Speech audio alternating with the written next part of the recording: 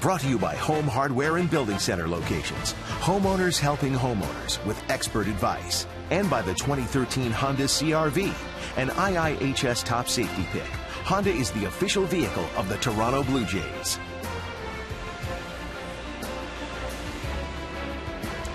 Welcome to Toronto. Rogers Center roof is half open. There are some threatening thunderstorms in the area, so they have kept that half roof over the top of the stadium. The Colorado Rockies are in town. First-year manager Walt Weiss, the 49-year-old former big leaguer, is managing the Colorado Rockies. And now it's time to take a look at the Colorado lineup. The lineups are brought to you by Quaker State, real, durable oil.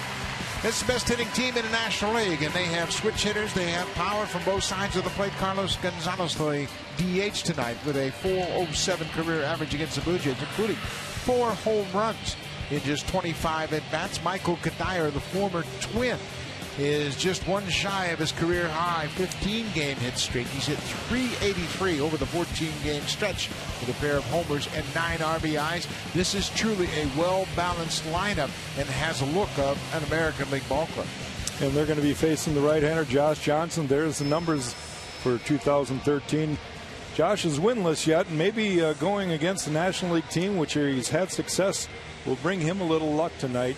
He needs to establish the fastball inside, I think, so that he can make those great pitches on the outer half and have success with them. Defensively behind Johnson, the Blue Jays have played much better in the field. Melky Cabrera was originally the DH, and then John Gibbons put Bautista in the DH to give him another day of rest on those legs. Rasmussen Davis in the outfield. Encarnacion's played very well at third base, filling in for the injured Brett Laurie. Sturris and DeRosa up the middle ended first, and J.P. Arancibia swinging a hot bat right now. We'll try to get Josh Johnson his first win since September 6th of 2012. And there's a shot of Rajay going to pick up Jose one more day. The cramping still hurting in his legs. Get him off the turf. Rajay gets his another start in right field tonight. It is a cool evening here at Rogers Center, just 24 degrees compared to yesterday afternoon in Arlington when it was 33 and smoking. Dexter Fowler, the switch hitter, steps in, and here's the first pitch of the ball game. In there for a strike, and we are underway. Fowler hitting 301 to be exact. He hits this one up the middle. He got jammed. Sturris with an easy play, one down. Right there from the get-go, you see that he throws that one fastball in and jams Fowler. So in 2 pitches, he breaks a bat and gets an out. Economical. That'll serve him well throughout the course of this night. That usually works quite nicely. DJ LeMahieu, the second baseman. Another first pitch strike from Johnson. LeMahieu, 267. He's just been called up from the minor leagues. There's a good slider, a swing and a miss. Johnson, excuse me. I was just going to say, when Josh can get the slider over after establishing the fastball, it's a pretty good combination. He's got a great slider, but it all comes off his fastball. A 3-pitch strikeout, 2 down quickly here in the first. That's a good time to use it right there. He's never faced Josh Johnson before. He's never seen his slider. You get ahead with the fastball, a couple of breaking balls right there. No chance for LeMahieu. So with 2 outs, Carlos Gonzalez steps to the plate, the leading home run hitter in the National League. Gonzalez has had 4 straight 20 home run seasons now. He had 8 hits in the 3-game series against Philadelphia, including his 20th home run. First pitch breaking ball, and he goes after it and fouls it off. Gonzalez batting .316 with 20 home runs. He is 7 stolen bases shy of having his 4th consecutive 2020 season. Another broken bat. DeRosa to Lind. 7-pitch inning for Josh Johnson, off to a great start. Pitchers have been on a roll, and the hitters have taken advantage. Melky Cabrera will start things off, followed by Jose Bautista, and then Edwin Encarnacion.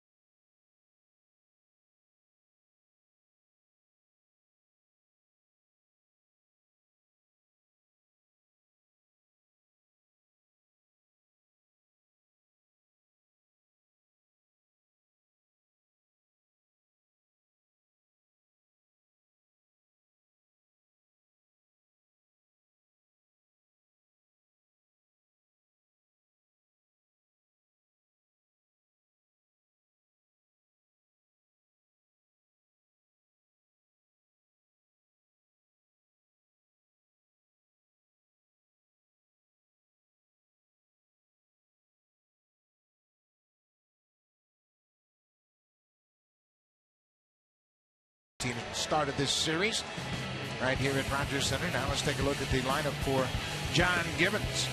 Top of the order, Melky Cabrera, Jose Bautista, Edwin Encarnacion, then the red-hot Adam Lind, batting .439 in the month of June with 4 homers and 13 RBIs. Mark DeRosa gets the start at second, and Rajay Davis.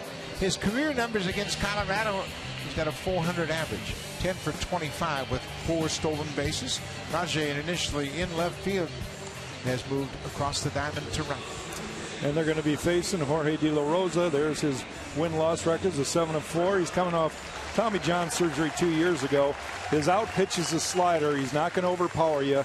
He's going to have to get ahead with his fastball, but his out pitch is a slider. Defensively behind De La Rosa in the outfield, Tyler Colvin, Dexter Flower, and Michael Kanire, the former Twin. On the infield, keep your eye at third base. Nolan Arenado is an outstanding defender already in his young career. Herrera LeMahieu up the middle. Gold Glover Todd Helton at first, and William Rosario is the catcher. And there is Todd Helton, highest fielding percentage for a first baseman all time with at least 1,500 games at first base. He is a 3-time Gold Glove winner. De La Rosa is set. Melky Cabrera takes the first pitch downstairs. Cabrera, batting right-handed, has had a bit of a problem hitting just .211 against left-handed pitching compared to a .300 average against righties. 2 pretty good pitches, and De La Rosa didn't get the call on either one. Ron Culpa's the home plate umpire tonight. De La Rosa wants to pitch down in that part of the strike zone. And earlier in his career, those types of pitches like that would upset him. He was a guy who really wore his emotions on the sleeve and really tried to corral those emotions. Now the older he gets in baseball, got to come right back after 2 good pitches.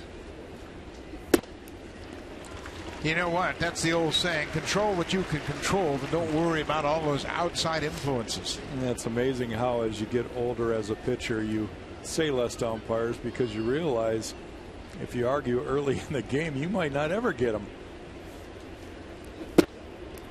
Melky Cabrera starts things off with a leadoff walk.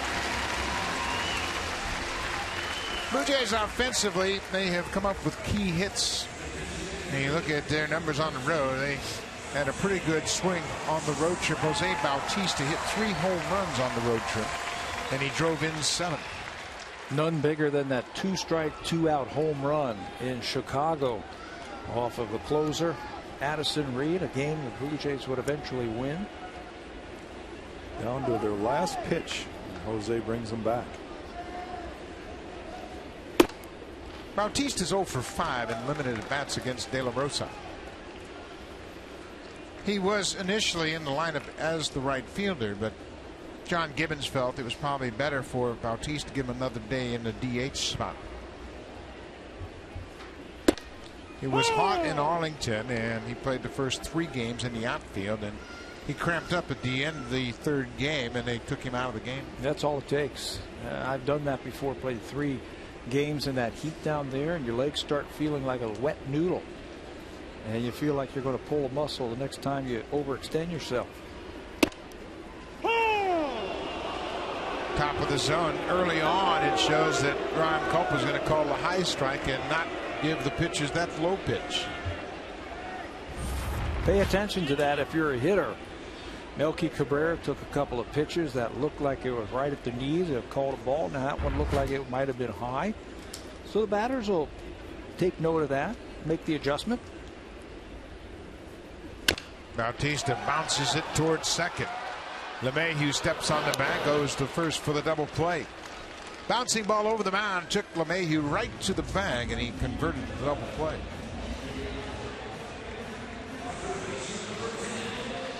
So there are 2 outs after walking the leadoff man. De La Rosa will work to Edwin Encarnacion with 2 outs and nobody on. Encarnacion was 7 for 20 on the road trip. He had 3 doubles and a home run. Played an outstanding game yesterday in the heat in Dallas at third base. Batting .267. for the season. Breaking ball catches the outside corner. Well, that's the curveball. Villarose has the curveball and a slider. He'll throw a changeup, and that's usually the split finger he throws for a change. And looked like the changeup. He turned it over and ran off the plate outside. It's a ball and a strike. De La Rosa is 32 years old. He's from Monterrey, Mexico.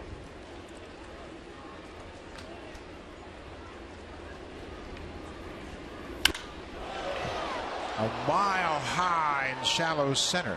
LeMahieu, the second baseman, takes charge and makes the catch. That ball drifted out into center field, but he stayed with it. We have played an inning here at Rogers Center. It's scoreless.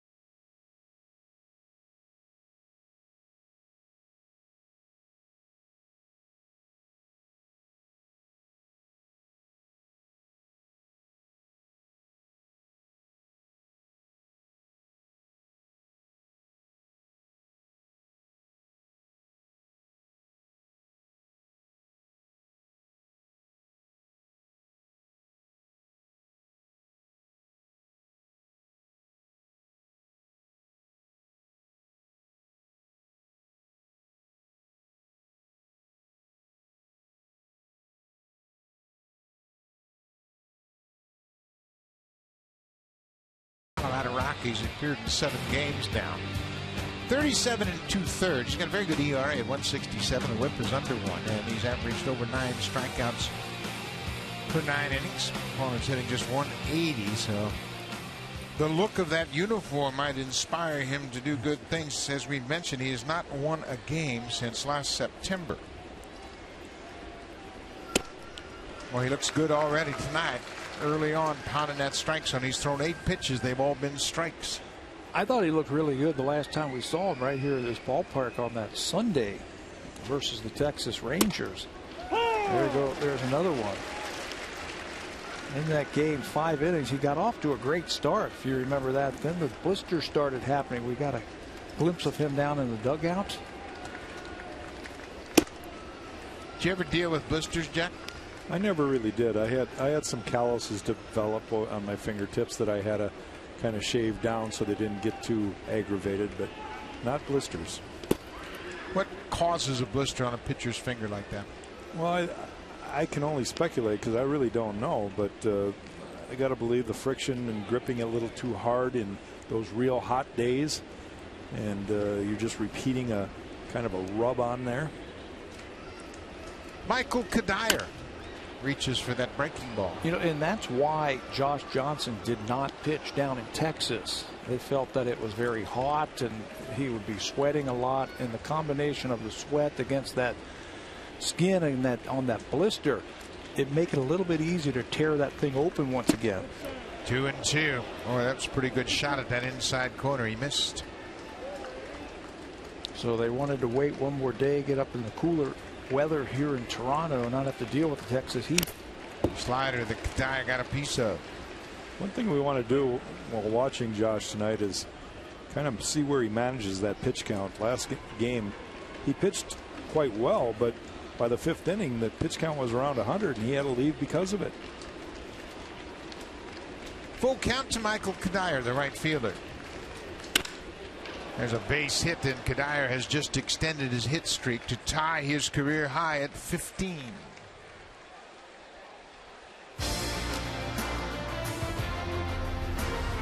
Jays on Sportsnet.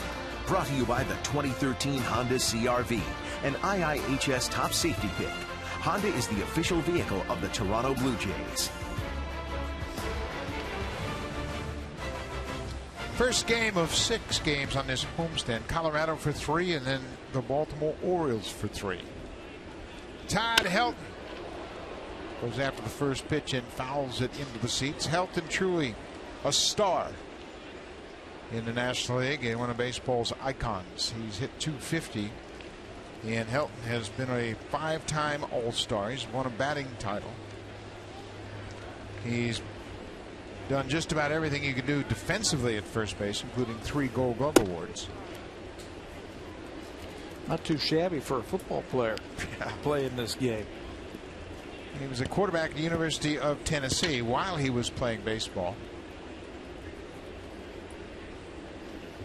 He's a 4-time Silver Slugger winner at first base.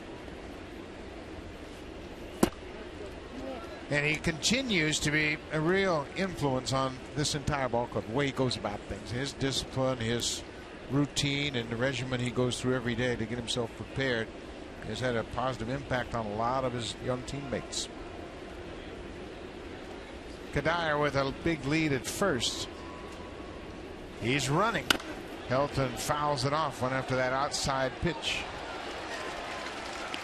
This Rockies team will run a little bit. They've got some guys that run at a very high success rate. Even with the great power that you talked about, they're number 1 in home runs and RBIs, hits, runs scored. Walt Weiss's team can run. They've had 56 stolen bases, and they've only been thrown out 10 times. They've got a great percentage in stealing bases.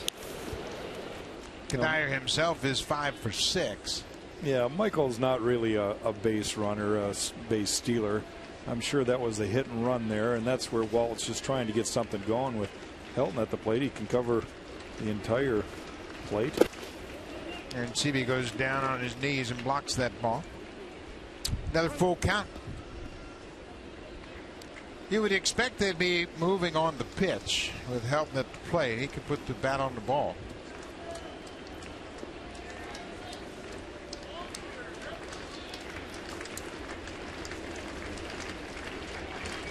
(3-2), nobody out. Kadire is on the move. Helton drives it past the shortstop into center. Kadire goes toward third base. The throw is late, and Todd Helton has a base hit with a full count, first and third. Nobody out, and the Rockies are threatening. You know, it looked like for a second that the Blue Jays were going to catch a break with the runner taking off. Look who's covering. It was Mark DeRosa, the second baseman, so they guessed right on the pitch selection. Isurus just cannot get over there to catch that line drive, and Kadire taking off on the pitch makes it into third base really easily. You don't see that very often with a left-handed pull hitter like that, where the second baseman will cover, but they guessed right, fastball away. Willeen Rosario, the catcher, goes after that first pitch breaking ball. Another thing to take note of is that both Kadire and Helton worked themselves into a fastball hitting situation. They both hit fastballs. Because Johnson fell behind and both Rockies hitters worked the count full, they were pretty sure the pitch they were going to get. First and third, nobody out.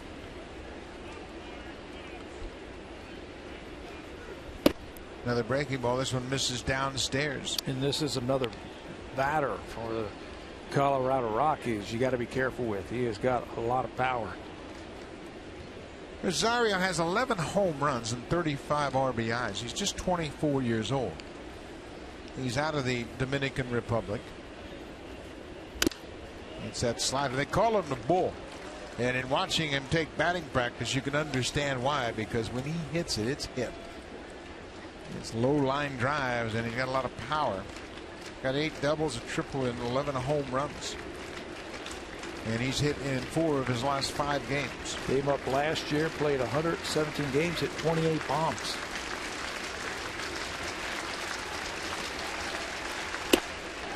He tried to hold up and then he went too far. Phil Cuzzy down at first, rings him up. That's a big out for Josh Johnson. He gets his second strikeout of the night. Well, you saw JP give him the flip and holding that glove up high, that means he wants the fastball up and see if he'll chase. And that's exactly what Rosario did there. So catcher and pitcher working on the same page there, executing the pitch the way they wanted to. The left fielder, Tyler Colvin, is the batter. 1 out. Colvin was recalled from the minor leagues on June 3rd, so he doesn't have many at bats, but he's got a 300 average. He takes the first pitch fastball. Yeah, he likes to let that ball travel and hits a lot of balls the other way. Got 3 home runs, 2 of them are to left field.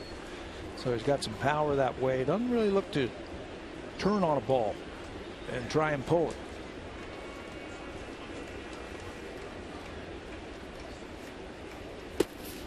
Another breaking ball, and it's 1-1 to Colvin. Josh Johnson, we mentioned that he was out and made his first start in his comeback off the DL on the 4th of June in San Francisco and threw the ball great.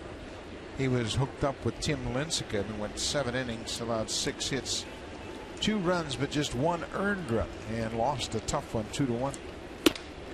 Was that fastball right by him?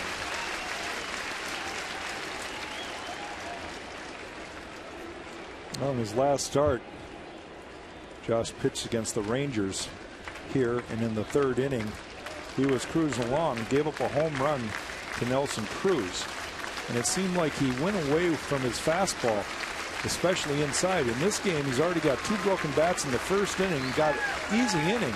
Be interesting to see if he gets away from his fastball. Came back with a fastball and gets a big strikeout. Back-to-back strikeouts with runners on the corners. And you can see Josh was talking to himself about that's the way you need to be aggressive. Don't let this Rockies team score here. Reach back for a little something extra right there. That's the thing about Josh Johnson. He can get out. He can get outs up in the strike zone with that fastball. He can power that ball up there and get outs. Nolan Arenado, the 3rd baseman, a rookie. He drove in 122 runs in the minors in 2011. He led all of minor league baseball in that department.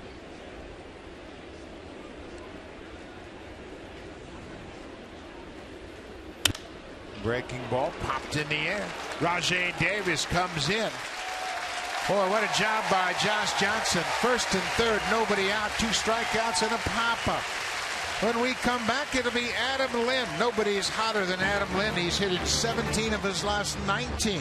He's raised his batting average 112 points since May 10th.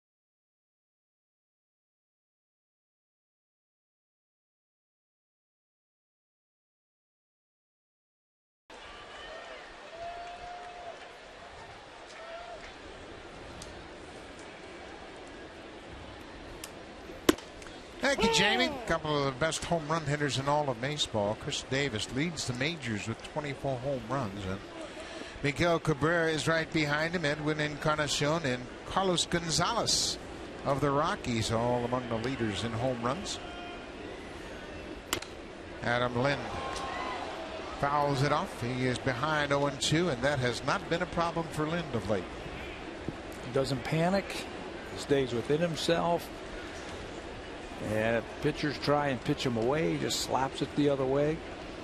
That's a sign of a good hitter. It doesn't panic when he falls behind in the count. Back up the middle, gloved by the pitcher De La Rosa, and Lind is retired. One down.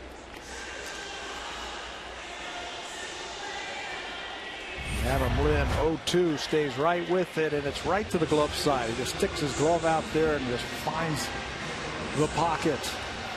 That's a right-hander. That's a base hit, isn't it, Jack? Well, De La Rosa doing a good job of squaring up to the hitter. He doesn't try to overthrow, and consequently he's in a good fielding position.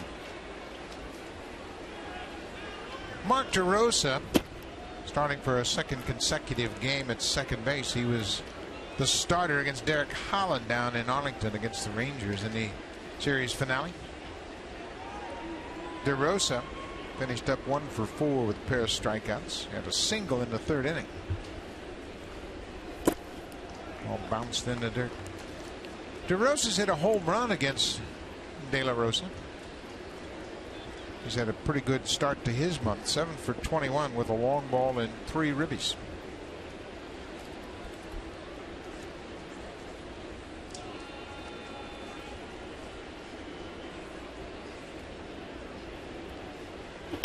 DeRosa hits it hard, bumped by the shortstop Jonathan Herrera. Just in time to get DeRosa 2 down. Fans, if you want your baseball questions answered by a team of experts, email asktheexperts@sportsnet.ca. And keep your eye out for the home hardware Ask the Experts segment later on in the game.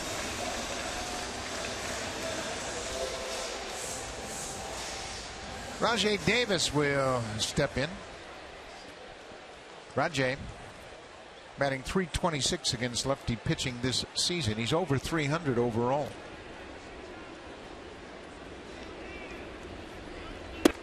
First pitch breaking ball in there for a strike. Davis has a .400 career average against Colorado.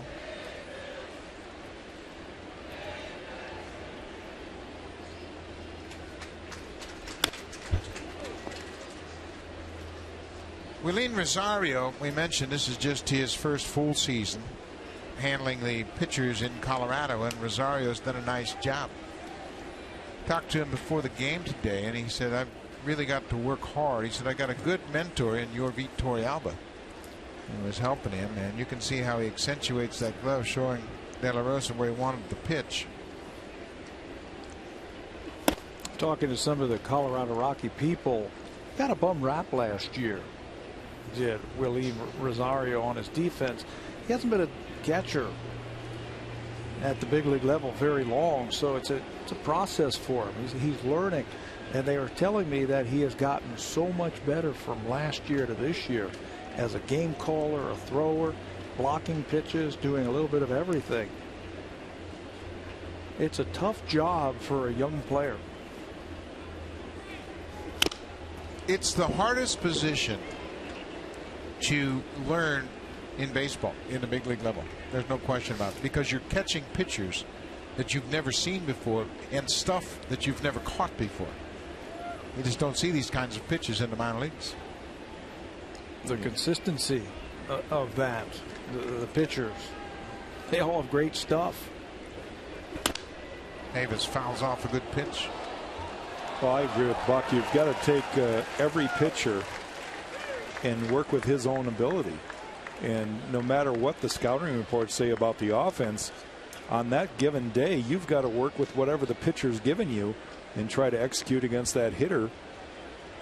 And that's not always easy. Some days the pitchers are on, some days they're not. You got to get the best out of them. Breaking ball. Davis went around. The ball is blocked, and Rosario will attempt to tag Davis. He walks back to the dugout, and he's out. A strikeout for De La Rosa, his first of the night.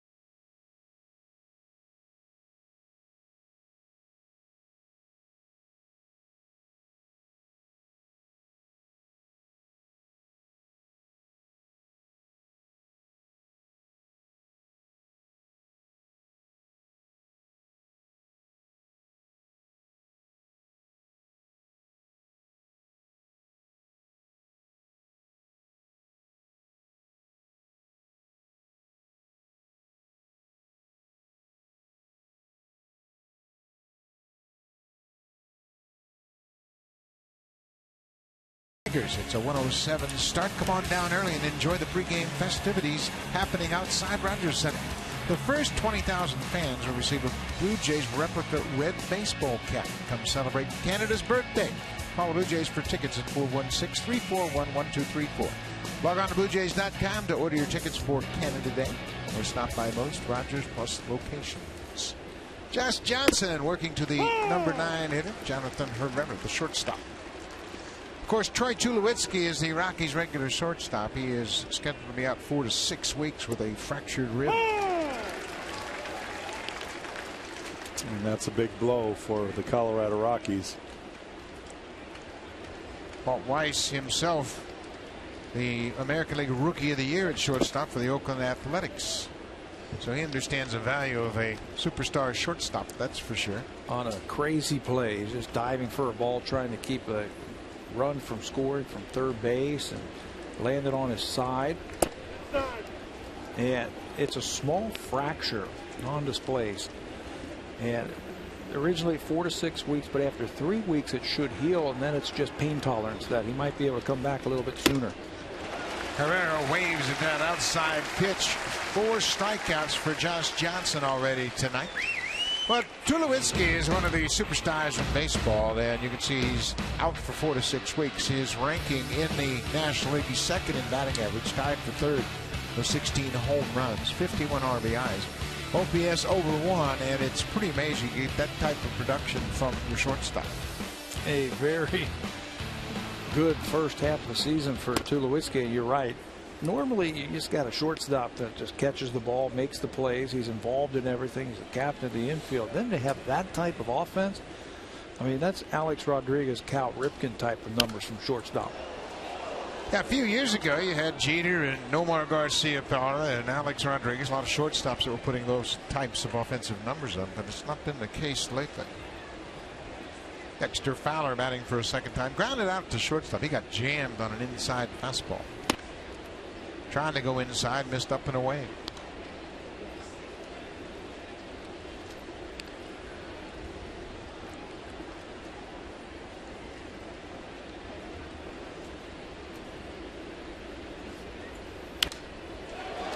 Good indication right there. Fowler with a fastball count, got a fastball right down the middle, and he was late.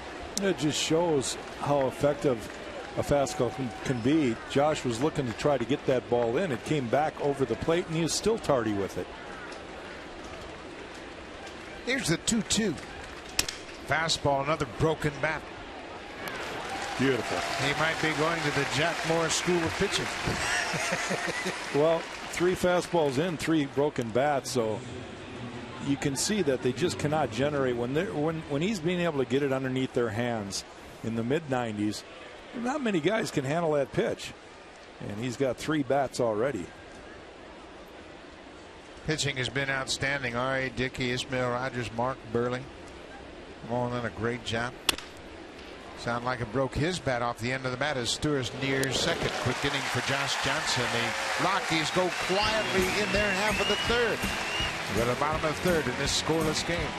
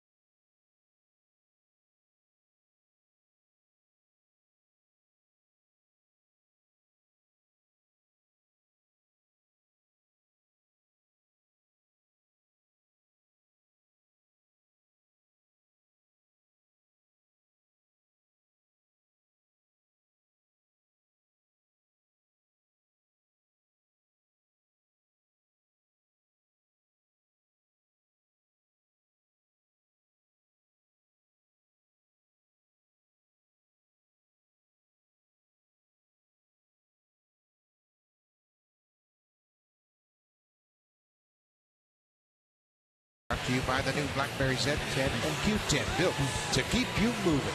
Well, each month the on-base plus slugging for Colby Rasmus keeps climbing. 737 to 793, up to 883 in the month of June. And I think this is a true measure of the production that you can get. That on-base plus slugging, it tells you how many times he's getting on base and how many extra base hits he's getting.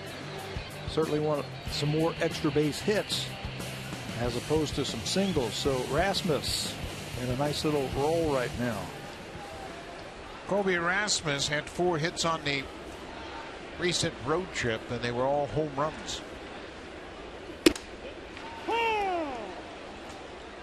That high strike continues to be prominent for the home plate umpire. Well, it's on the upper side of the strike zone. It's that letter high pitch that some umpires don't give you, and obviously tonight Ron Kolpa is going to give it to you.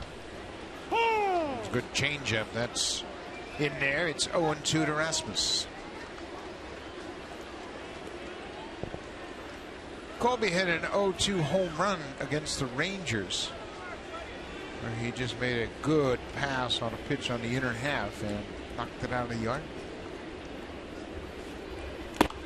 This time he strikes out. Good breaking ball gets him.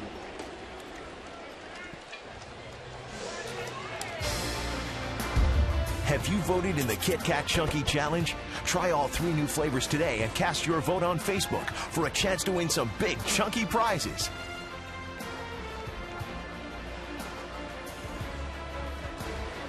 Beautiful evening in Toronto. Started play. It was 24 degrees for the first of 3 against Colorado. JP Arancibia, the catcher, takes an off-speed pitch. JP on the road trip, 3 hits in 18 at bats. So he hit a pair of home runs, both in Texas, and also had a double. And maybe some signs of him shaking out of his slump that he has been in. He's been pulling off the ball a little bit too much. That front side leaking open too quickly. Now he's just staying back, trying to use the whole field. It's this one hard, but right to the shortstop, Herrera. Jorge De La Rosa has had enough. He was headed for the dugout. 2 outs is enough. That's enough. Don't we play 3 outs here in the big leagues? He was calmly walking off the field. He said, that was an easy inning. Sure it was. You only got 2. 2 outs now. Glad that never happened to you two guys. Never. Yeah, I had my shin guards off a couple of times, and there were only 2 outs. I think I stood out there one time after 3 thinking I didn't even get 2. Meister Asturias, the number 9 hitter. Sometimes you just get locked in. Okay, things are looking pretty good. Good throw. All right, let's go in and hit, boys. Okay. Wait a minute. Why is everybody still out here? Okay. Yeah, he's walking back again. What? Let me look around. 2? No, I knew it. Yeah. See, now you got to stay pretty cool. 2 outs. So you get the ball. And once you get the ball, then you can start smirking a little. Ball and a strike to Meister Asturias, the number 9 hitter.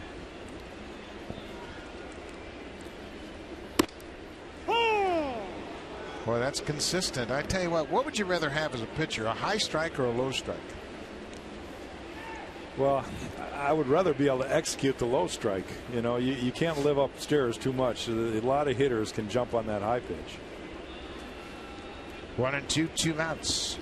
Asturias gets jammed and fouls it off his foot. We saw that yesterday with Derek Holland. Early in the game, he was working up in the zone, and boy, oh boy, did that catch up to him. Crushed him yesterday. And Jack, by the way, the answer is both. You want both. High and low. Yeah. Don't you? So, there's a guy with a mask behind the plate that doesn't usually give you both. De La Rosa ahead of Asturias, 1-2. It's a scoreless game. Bottom of the 3rd. Lays off that inside pitch.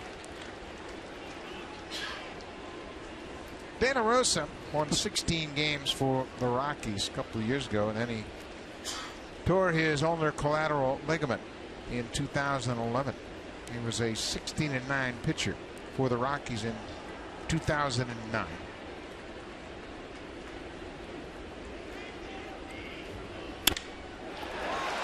Luke.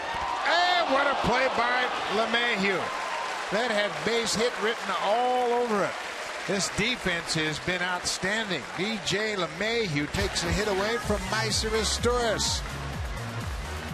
Great extension by the second baseman. The Rockies have faced the minimum through 3.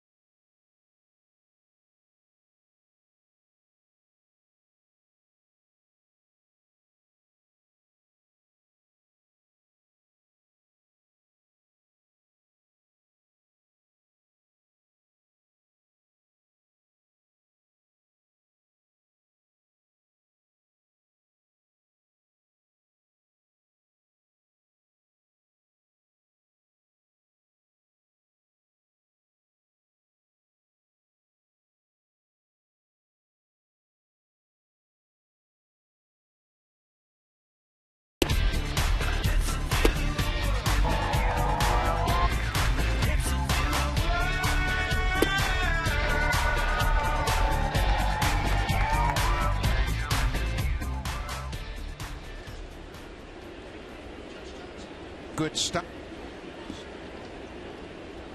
2 pitch.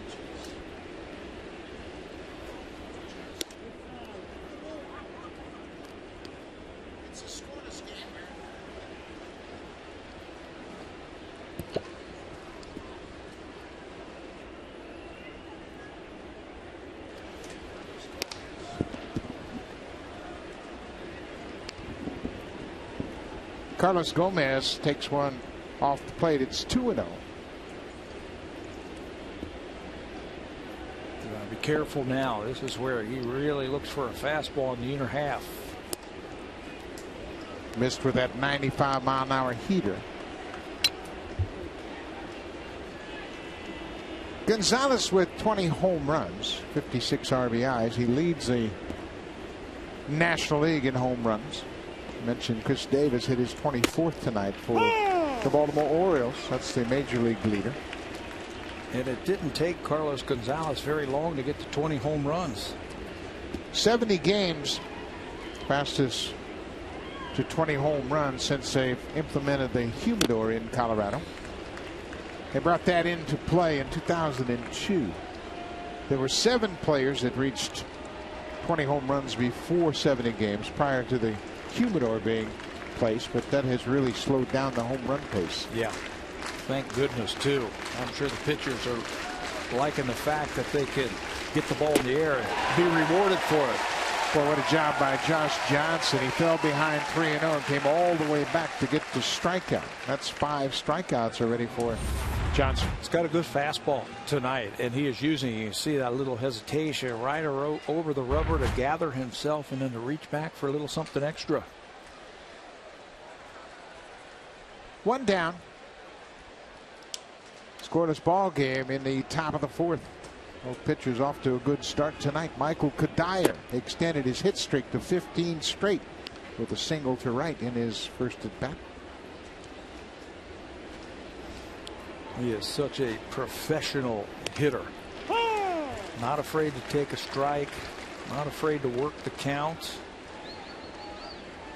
And that nice little streak that you were just talking about, Buck. 5 doubles, 2 home runs, and 9 RBIs. It's this one on the ground. DeRosa knocks it down, takes his time, and goes to first for the second out of the inning. That's 8 straight retired by Josh Johnson, and he's continuing that string of good efforts by the starting pitchers.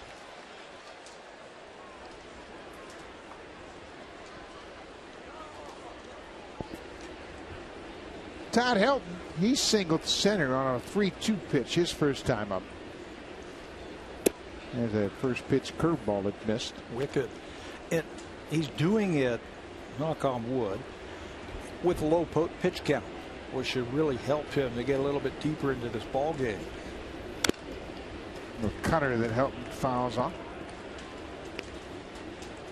Johnson pitched out of a tough situation into second. Kadire singled and went to third on Helton's single, and then Josh Johnson struck out Rosario Colvin and got Arenado to fly out to right, strand the 2.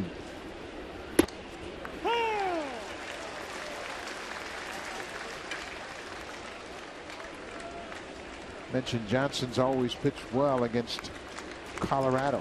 2-1 with a 1.67 ERA coming into this game. Fastball, he tied up Helton. Boy, you could just see that Helton looked like that ball's down the middle. It had a little bit of a cut to it, and at the last second he had to pull his hands in. And watch this pitch. Cut fastball, he pulls his hands and he just can't get the good part of the bat on the baseball. 1-2. Tried to catch that outside corner and missed with the breaking ball. We have seen this throughout the road trip, how some of the better hitters, we saw with Adrian Beltre in Texas, you throw them anything away, they'll take it and just slap it the other way, especially with 2 strikes. Wow, that's a pretty good pitch. He didn't get the call. You could see it ran off the plate, but yep. I don't know how Helton laid off. It's a good idea. Stay out there, and now you can come in if you want to.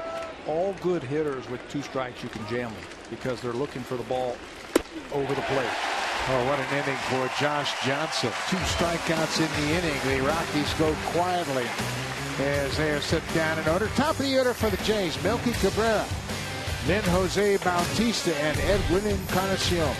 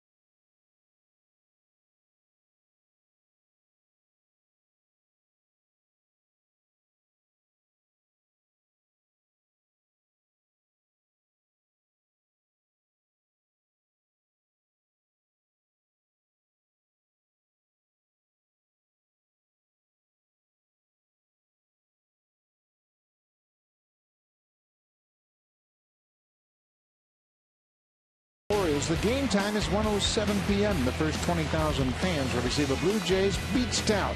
Call 416-341-1234 for tickets. You can always order your Blue Jays tickets on BlueJays.com or stop by most Rogers Plus locations. Sunday, June 23rd, come out to Rogers Center and get yourself a Beat Stout. Jorge De La Rosa has faced the minimum. He walked the leadoff man, Melky Cabrera, and then erased him with a double play. Cabrera takes one in the dirt. There is nothing quite like an old pitcher's duel, is there? Well, the game seems to move along a lot more rapidly when two pitchers are at their best. A lot of fans come out to see balls fly all over from the hitters, but there's a few of us left that appreciate a good pitcher's duel. Well, I think it makes so much emphasis on each and every pitch, and you can really see the art of pitching when you're in a scoreless game. There have only been 2 hits in the ball game. Dyer and Helton had back-to-back singles in the second. That's been it. How about the importance of defense in a good pitcher's duel? DJ LeMahieu's already taken a hit away. And we are. De La Rosa's basically throwing that big 0 up there right now. And he walks Cabrera for a second time. Well, again, the leadoff man on. Nothing was generated after that in the first inning, but the Jays have another shot here. You know, you're seeing a pitcher's duel with 2 pitchers with completely different styles. Also, you've got a power pitcher in Josh Johnson, who's establishing that fastball on the inner half and then pounding that hard slider. And De La Rosa is just basically showing the fastball to get to the breaking ball. He wants to get you out with the breaking ball. Showing you the fastball is something to keep you honest. Jose Bautista grounded into a double play. Bouncing ball over the mound. DJ LeMahieu went to the bag, stepped on the bag, and threw to first for the double play. You see, they play Bautista on the infield to pull. Big hole on the right side.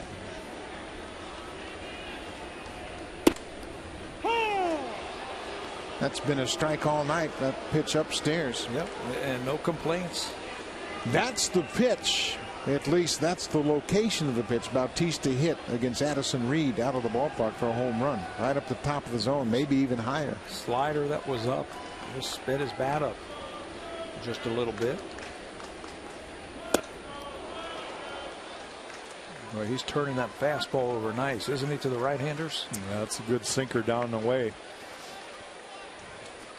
But he doesn't throw that for a strike. He throws that off the plate in hopes that you chase, just like Jose did right there.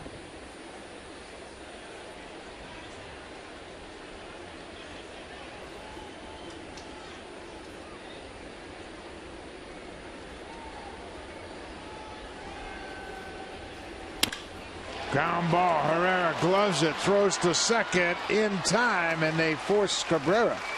The defense has been keen behind De La Rosa already in this ball game.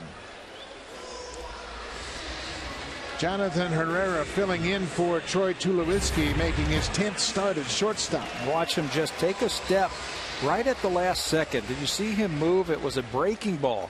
Shortstops can look in, they can see the sign. And right while that windup was coming in and the pitch was coming in, he took a couple of steps to his right for a good position for that play. Now, Bautista hit it hard. Edwin Encarnacion popped up to the second baseman his first time up.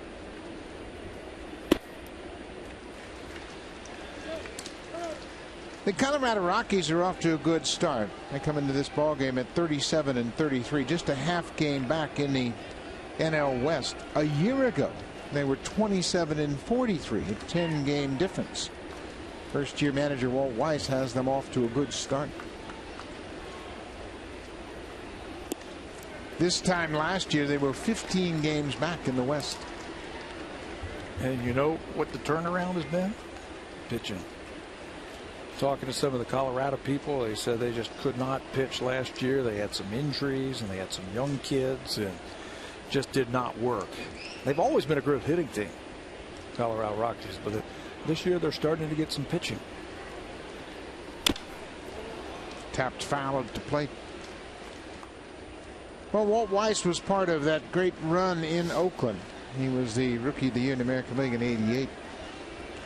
He was the third rookie in a row to win the award for Oakland. Jose Canseco, Mark McGwire, and Walt Weiss won the Rookie of the Year award 3 straight years for Oakland. He could pick it at shortstop. Walter, wow. He was a scrapper. Inside again, Jack. That's that fastball just for show. Yeah, he likes to turn that fastball over, down and away. He's got the curveball and the slider. The slider's what he really goes to when he's trying to put you away. And then he's got that split finger that he uses as a changeup. It also kind of tails away from a right-handed hitter. 3-1 to Encarnacion. Good rip, and he fouled it back. He got a pitch to hit. There's that pitch up in the zone, and De La Rosa's flirting with danger up there. Yeah, he got away with one there. And you know, it's crazy how the game is. On a normal game that, of course, I don't know what normal is anymore, but games that I would go deep in, you'd think that, for me, I averaged about 5 to 8 mistakes a game. And it's how the hitters reacted to those mistakes that usually determine the outcome. Yeah, if you could get away with all 8 on a given night and have a good game. Well, that's just it. If you make mistakes and they're just popping them up, you know that things are going your way. But hitters are good. They're in the big leagues for a reason. And you make mistakes out over the plate, and the good ones, it seems like the good hitters never miss them. Sometimes you let it go just about halfway to the plate. You know it's going to be trouble. Yeah, what's bad is when your catcher knows too. He wants to grab the bat. Full count on the ground. Hernando to second for 1, back to first. They tried to turn a double play on that. They talked about Hernando being a terrific defender. He got the force out, and then LeMahieu made it even a little better. But Hernando has put on a defensive display in his early career. Yeah, he hasn't been around long, but he's got a reputation of an excellent fielder. Watch the soft hands and the quick feet. The one thing that when you watch him play, he's got a nice little temperament about himself, the inner clock. A lot like Manny Machado of the Baltimore Orioles. Well, he's not real fast. I mean, he doesn't do things in a hurry. Kind of slows. He has the ability to slow it all down, and yet, like you mentioned, Tabby, his clock is right on time. He knows exactly what he needs to throw the ball over. He's only 22 years old. He's playing in his 45th big league game, making his 45th start at third base. Those players that come up and know when they need to reach back for a little more to get over to first base to get the out, and the guys who just need to take their time and just get it there before the runner, those are baseball players. He was drafted out of El Toro High School in Orange County, California, as a second-round pick in 2009. And here he is in the big leagues, playing every day on a pennant contender. John Gibbons had him in the same league last year. San Antonio, he came through, and they met each other behind the batter's cage today, and Nolan went up to Gibby and said, hey. And Gibby gave him a big hug and said, congratulations. And then he walked away. He looked at me and said, Jack, he's a good one. He's going to be around a while. Hernando knew that he had played against John Gibbons last year. I saw him when he came out of the dugout, and he came over and says, what's your manager's name again? But he knew he wanted to say hello to John Gibbons, and indeed he went to the batting cage, and good for him. I mean, he's a rookie, and he feels comfortable in the big leagues, and he's pretty unassuming. And the strength. And Lind is at the count in his favor. None of us were in Double-A in the next year in the big leagues, but I can't imagine what it's like to come out of Double-A, go to the big leagues, and then one of the Double-A managers that you played against is the big league manager that you're playing against in the big leagues. Yeah, that doesn't happen very often. Adam Lind hits it on the ground. Big hop for the second baseman, LeMahieu, and De La Rosa is out of the inning. We have played 4 here in Rogers Center. Now it's time for Blue Jays Central Update. Here's Jamie Campbell and Greg Zahn in the Blackberry Broadcast Studio.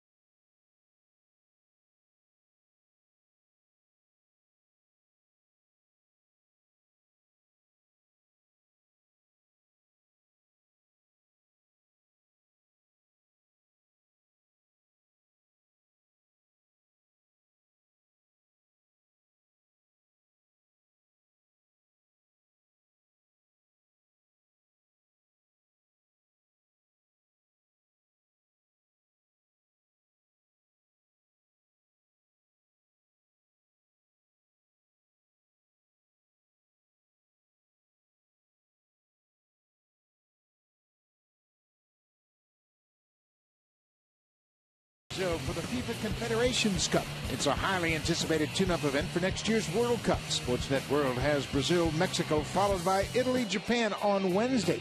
Visit sportsnet.ca/world for details on how to subscribe. Well, a beautiful evening in Toronto as fans are at the ballpark on this beautiful night. First of 6 games on this homestand. We've had just 2 hits in this ball game. Willeen Rosario, the catcher, quickly behind 0-2. Well, they ran a ball up on him last time, got him chasing. You got to believe that they're going to try to still pound the fastball with him until he shows that he can make an adjustment.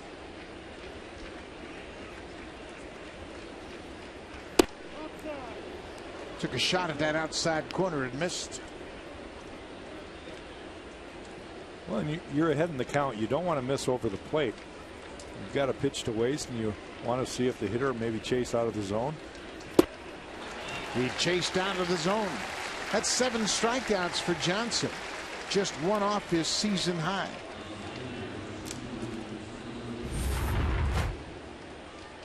.62 total pitches.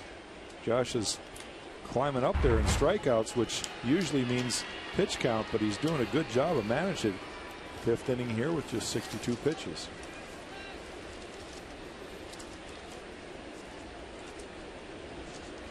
Tyler Colvin struck out back in the 2nd.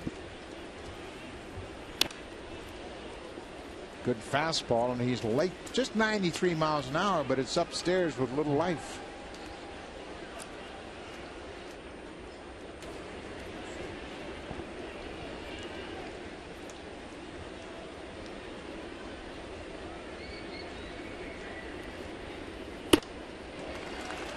Two. It looked like he had a little loop in his swing right there. Did not get the head of the bat out. Tried to come underneath it. If I see that on the mound, I'm going to try to throw one right back up in there. Stay up there. That's right. That little loop in his swing. It's a place where left-handers, you can get them. Those lefties right above their hands.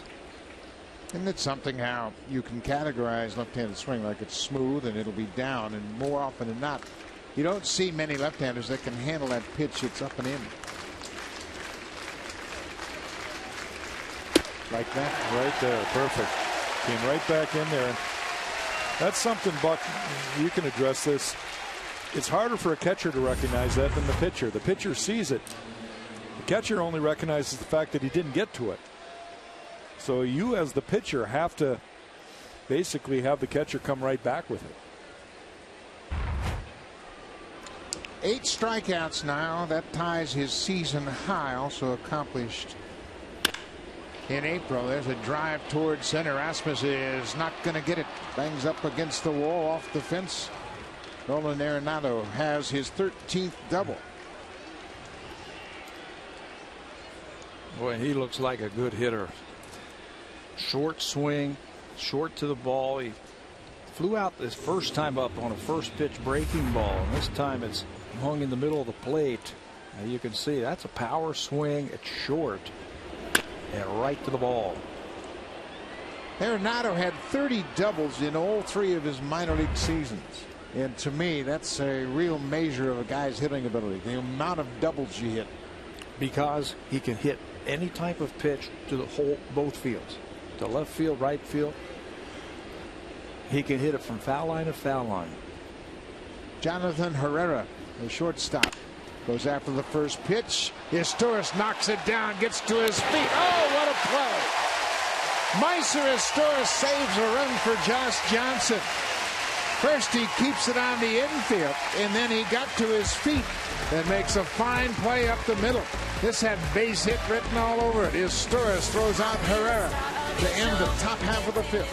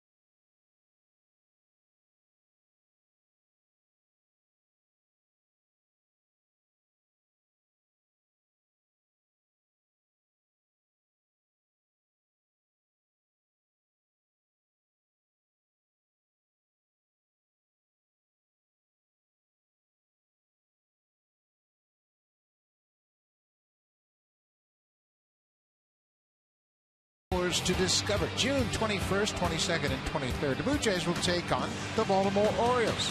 Bring the Cottage to the city of Toronto for the weekend. Enjoy the pregame festival outside Gate 10. There's live music, a licensed area, sun, sand, and lots of Muskoka chairs. So call the Blue Jays at 416-341-1234. Log on to BlueJays.com or stop by most Rogers Plus locations and come down, take part of Cottage in the City. What a play by Meiser Astouris. Well, he got to it and got it, and then got up and recorded the out. That had RBI written all over it, right back through the middle. He's been playing some very good defense for the Blue Jays, either third base or shortstop, the last couple of weeks. Making his 14th start at shortstop tonight, and he saved a run for sure. Got a great jump on this ball, right back over the mound. You can see Johnson try and kick save it and keep it in the infield, but Meiser's right there, and Joss has got to love that. He knows it saved a run. Number 5 hitter for the Blue Jays is Mark DeRosa. He takes that first pitch changeup for his strike. Nothing can help a pitcher more than the guys behind him flashing the leather. And no question, Meiser might have made his best play of the year right there.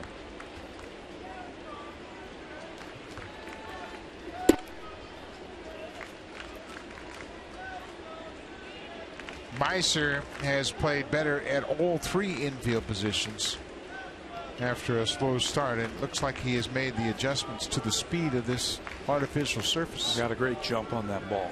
And now you see the Rocky infielders, they got to get used to it now in these 3 games. We've seen National League teams come over here in interleague play and really have a time with this turf. Takes them a couple games to get used to it. There are only 2 artificial surfaces in all of Major League Baseball, here in Tropicana Field in St. Petersburg, and it is truly a different game, especially for the infielders on this artificial surface, because the ball really gets on you quickly.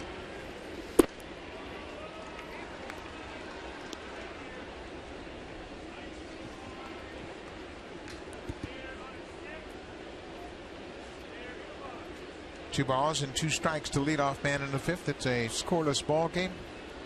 There have been just 3 hits in the game, all by the Colorado Rockies. DeRosa strikes out the high fastball, got him. That's the 3rd strikeout for the Rockies lefty.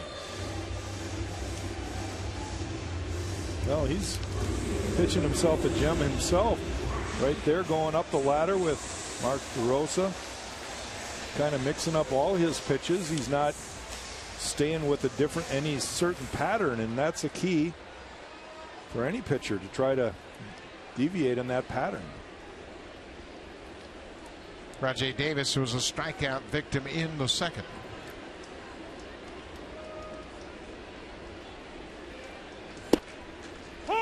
He does a good job of turning that pitch over. Just a fastball. He turns over, and there's a little late movement. Catches the outside corner.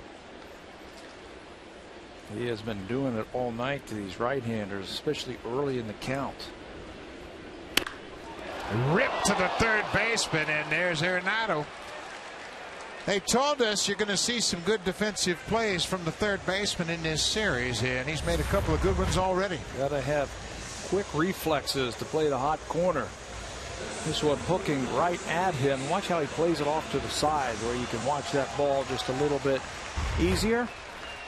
Yeah, your first reaction is to jump. We've seen Brett Laurie over there jump and have the ball come between his glove and his head.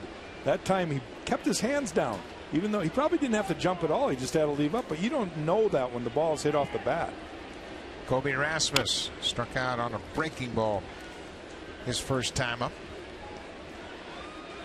Boy, so far we've seen some great defense from both teams tonight. LeMahieu at 2nd, Arenado at 3rd for Colorado, and Meiser Astouris for the Blue Jays. They came into this game, the Rockies 5th in the National League in fielding percentage. They've turned 66 double plays and committed 40 errors. I think that's the most difficult aspect to quantify. Defense. Well, Weiss knows the value of good defense, having been a good defender himself, but boy, it's hard to really gauge how good your defense is. And we don't get a chance to watch Troy Tulowitzki this series. But he and Arenado on the left side of the infield, they tell me it's been spectacular. Arenado, we mentioned this is just his 45th game. He did not come up to start the season with the big club. And he is still just 22 years old. Oh, to be able to draft those everyday players, you know, you get those guys, you find them, they can come to the big leagues and produce for you. Manny Machado is the best example we have, and the most recent example of that. Third baseman at the Orioles, called up last year from Double-A. There's a outfielder in Los Angeles for the Angels who's pretty good the last couple of years too. Mike Trout, of course, you know all about Bryce Harper. Make a play. In Arenado's case, though, from what I'm told, he may have been in the big leagues sooner, but they have purposely held him back and basically told him some things that challenged him. And every time he's been challenged, he's gone back to the level that he was asked to go back to and produce some unbelievable numbers, as if to say, okay, I'll show you. Well, we got quite a pitcher's duel going on here tonight. We have played 5 innings. It's a scoreless game. Here comes the Home Hardware Cleanup Crew, brought to you by Natura, Home Hardware's exclusive line of safe, environmentally friendly cleaning products.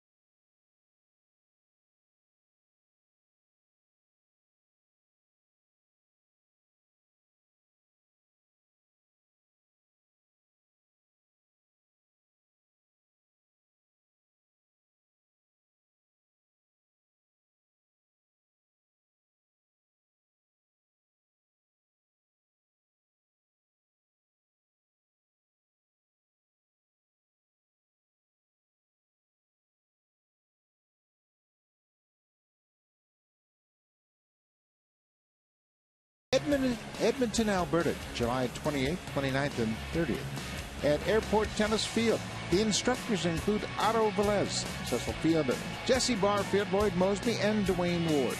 Visit BlueJays.com/Baseball Academy for more information.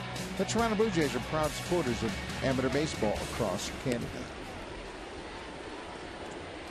Well, if you like pitching, you have tuned into the right ball game.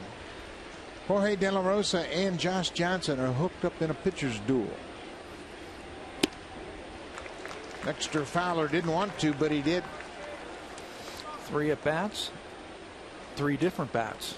He's gotten them a couple of times, just pounding him inside with that fastball. Stay in there. And Fowler says, you know what, I'm going to bunt. I don't have many more bats to go to.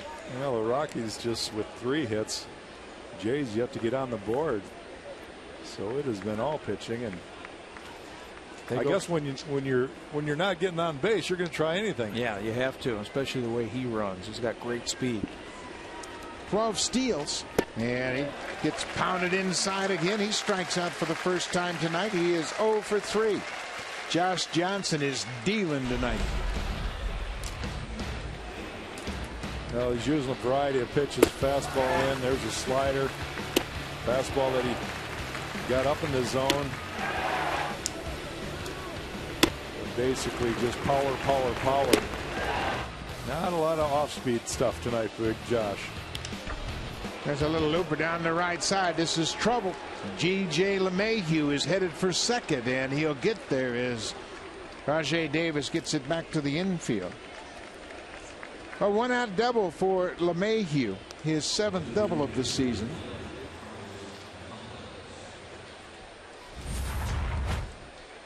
Big guy. Inside out swing down the right field line. Really waiting on that fastball. Rajay's got to play it off the wall, get it back in quickly. And now Josh Johnson's got to bear down. Their two best hitters coming up with a runner in scoring position. It's amazing to me the hits that the Rockies have gotten tonight have been balls over the middle of the plate. Josh hasn't missed too many times, but it shows what a good hitting team, and they lead the National League in hitting, can do with that ball over the plate. Good pitch, catches the inside corner. You talked to Mike Kadire about this team and their hitting. What has his impressions been? Well, he said it's just flat out we can hit. You know, he said it's pretty sick what I've seen here. Last year he said it was a tough year for him, 98 losses, and reminded him of his last year in Minnesota. But he said this year we've had good young pitching, and that's been the big difference. Our hitting has been pretty consistent. Two good pitches inside. Dante Bichette is the hitting coach in his first season in that role. Bichette, of course, was part of the Blake Streak Bombers that really caught the attention of baseball in the early 90s. He was second in the MVP in 1995. 0-2 to Carlos Gonzalez. 1 out.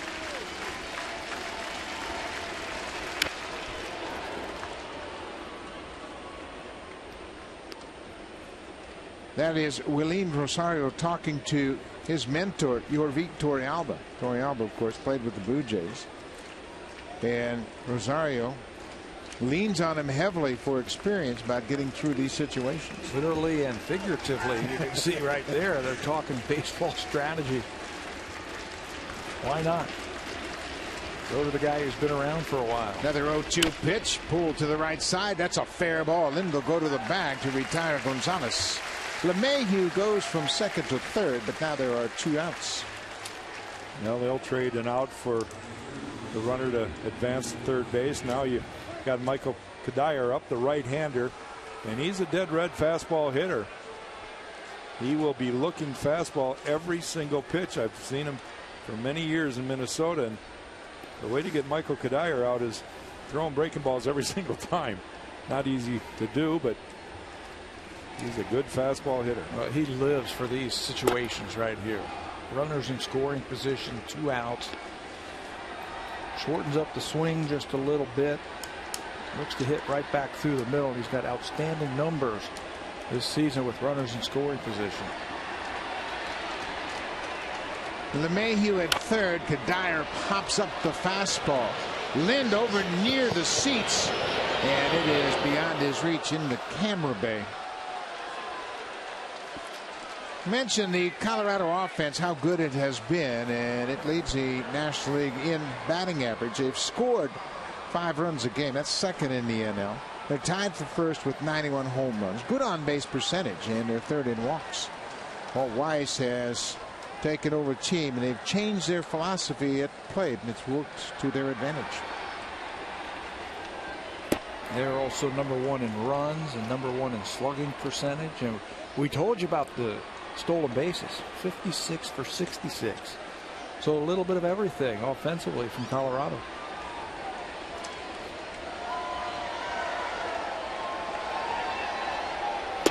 Kadire strikes at that pitch. It's off the plate. He chased a bad one, and he knows it. You can see it on his face. I've seen so many times where a pitcher will throw that for the second strike, and Michael looks silly, and they think they can trick him with a fastball. Another breaking ball. He was all over it. Yeah, that one was up in the zone. You got to make sure you bounce it. He'll chase the one in the dirt.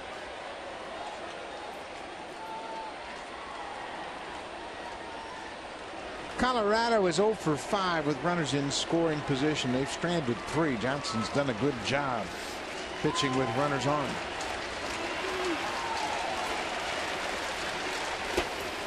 And Sevilla goes down to his knees to keep that ball in front. It's a full count. LeMahieu doubled with one out, moved to third on the ground out by Gonzalez. Kadire with a full count. Helton on deck.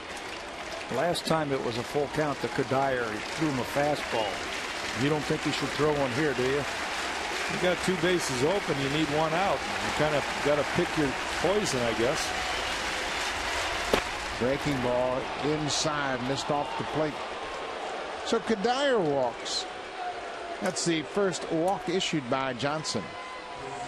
But he'll have a fresh at bat now. But it's the tough Todd Helton.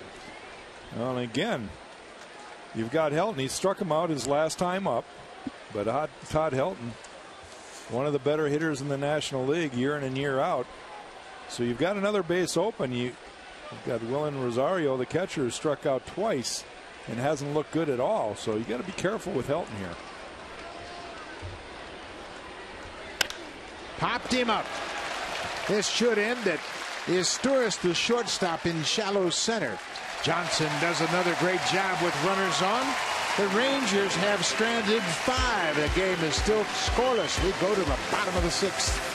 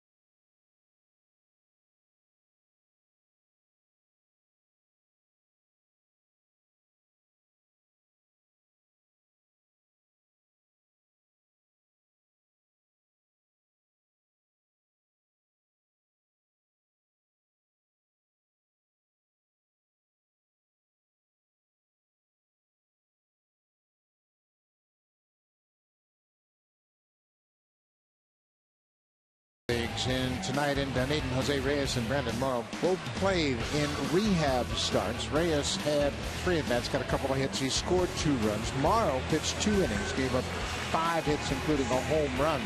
Morrow will make at least 1 more rehab start. What's your prediction about Reyes? Well, I'll tell you, he has worked his tail off. We've all seen that in the last couple of weeks here in Toronto, and obviously he hasn't missed a beat. He's gone down to the minor leagues now and starting to do his rehab assignment. He's just playing his heart out. A good sign is he played shortstop tonight for Dunedin, and that's always good when you can get out there and do all the things you need to do on that ankle. He's had a couple of stolen bases already. He's walked, and that's great news. Hopefully he'll be back soon. They want to make sure that he's able to play 9 innings. Well, he was in great shape before he left. He just needed to get some innings under his belt, but obviously playing is a lot different than working out. J.P. Arencibia takes a ball on the first pitch. J.P. grounded to short his first time up.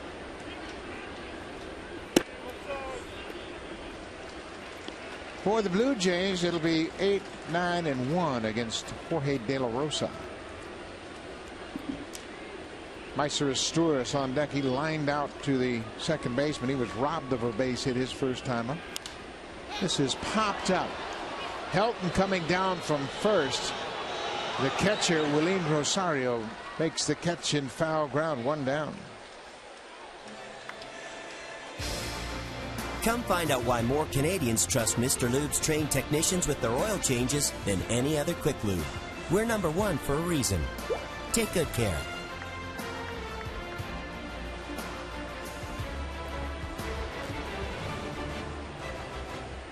One out. Meiser Isturiz, the switch hitter batting right-handed against De La Rosa.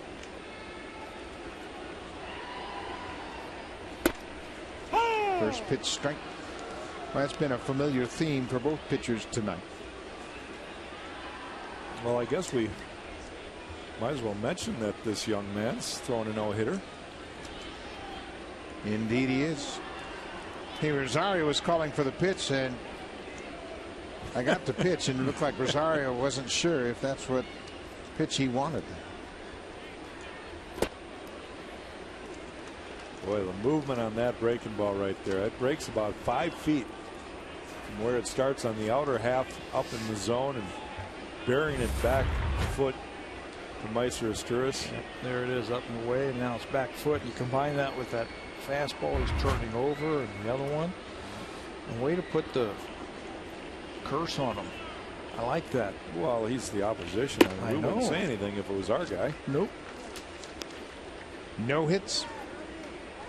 De La Rosa, we mentioned these 16-win season in 2009. He's off to a great start this season, 7-4. He injured his elbow in 2011. At the time, he was 5-2 after 10 starts. He required Tommy John surgery. It took him a year and a half to come back. He made 3 starts last year at the end of the season. I think that's always an important step for a pitcher coming back from Tommy John surgery, is to get some games under your belt before you shut things down that winter. And that plays right into the hands of the Blue Jays. A couple pitchers, Kyle Drabek and Drew Hutchison, coming back from Tommy John. I'm sure we'll see them in September also. 2-2, base hit to right field. There's the first hit. Nice scoring, Jack Morris. And that's why you say it, right, Jack? Well, Meister might as well have a big game. Gets the first hit and saves a run. Good job. Was robbed of a hit his first time up by the second baseman, DJ LeMay. Here this time, no problem. Clean base hit the other way. Way to get on top of that high fastball. Well, the Blue Jays have seen it all night long. De La Rosa's worked that fastball up in the zone, and he stayed on top of it and shoots it into right. So the Blue Jays have a hit. Now they need a run.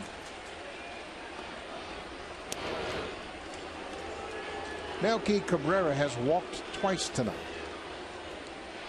The only 2 walks issued by Jorge De La Rosa. Interesting number in this series. They've played 12 games. The home team has won every game. They've split the 12 6-6. Neither club has won a game on the road in the series. This is the first time the Rockies have been to Rogers Center since 2007. Blue Jays were last at Coors Field in 2010.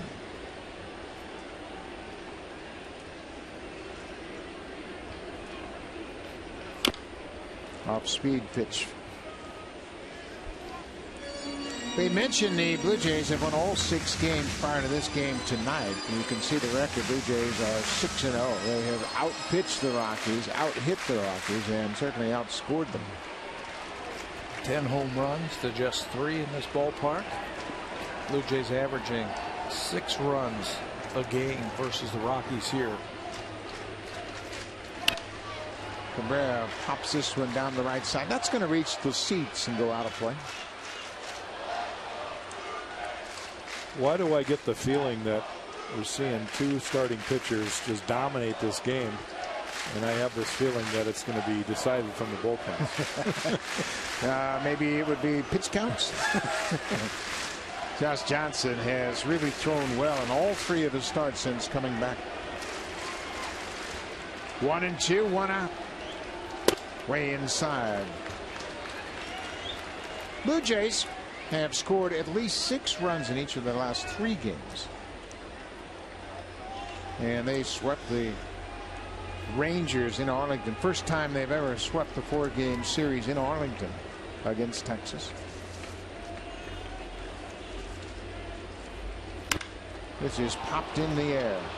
Second baseman LeMahieu calling for it. Stays with it and makes the catch.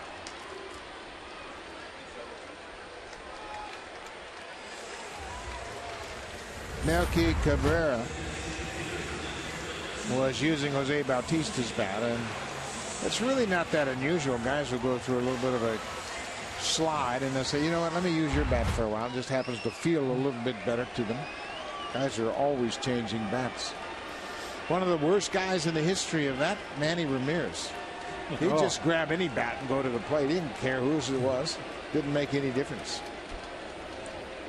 Guys grab other guys' bats because they think there's more hits in those bats. I mean, right? Oh, yeah. They're so superstitious. I don't have any more hits in my bat. Yeah, I need a hit. If that's true, everybody should be using Adam Lynn's bat. Yeah, everybody. Lots of hits in that bat. Jose Bautista. Of course, Jose can change the complexion of this game with one swing of the bat. So is there any truth to the rumor that certain players got better wood in their bats than other players? No question about it. Yeah, about those good hitters got like 9 knots in their bat where the strength of the bat is maybe like 3 grains. Yeah. Hitters would always look at the number of grains in the bat and say, well, fewer grains, better wood. And I played in winter ball with Frank Robinson, the manager. He used to order the bats for us and put his name on them. My God, we got iron in his bats. Hey, Frank, order some bats, would you? Yeah, what size do you need? Bautista drives it to left, but that's going to hang up. Tyler Colvin in front of the warning track. Bautista just missed it. We have played 6, a beautiful pitcher's duel at Rogers Center. Rosario, Colvin, and Arenado when we come back.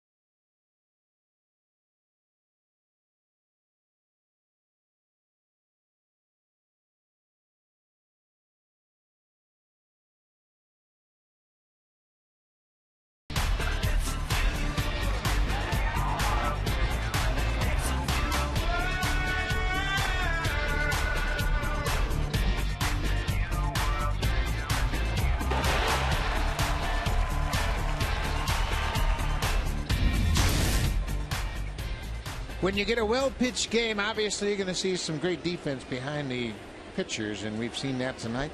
Both defenses have made outstanding plays. Jose Bautista just missed giving the Blue Jays a 2-0 lead. There's a drive toward the gap in left field. Rasmus over quickly. Melky Cabrera calls him off. Willian Rosario gave it a ride, but he is out on one pitch. First out of the top half of the 7th inning. Now, one thing I've noticed over the years when you have a well-pitched game on both sides is that as the game progresses, hitters start jumping on that first pitch more. They're not taking as many pitches. They don't want to go as deep in the count. Well, who makes the adjustment, the pitcher or the catcher? Good question. That's interesting. That is Jorge De La Rosa talking with the trainer, and they're looking at his pitching thumb. And that's odd that the thumb would be a finger that you would be concerned about, because generally it's fingers, but you can see he's pointing to the inside of his pitching hand. 2 starts ago, he had a little cut on his finger and got cracked around, gave up 11 hits. And that is all better, but he's been dealing with finger problems. Well, we really have seen the impact. A pitcher can strain a tendon in his finger and be out for weeks. Josh Johnson has been pushed back to 7 days because of a blister, and now it appears as though Jorge De La Rosa has got some concern about the inside of his left thumb. Tyler Colvin has struck out twice tonight. He's a former #1 pick of the Chicago Cubs. Came out of Clemson. He was a great college player. He was the first-round pick, 13th overall in 2006.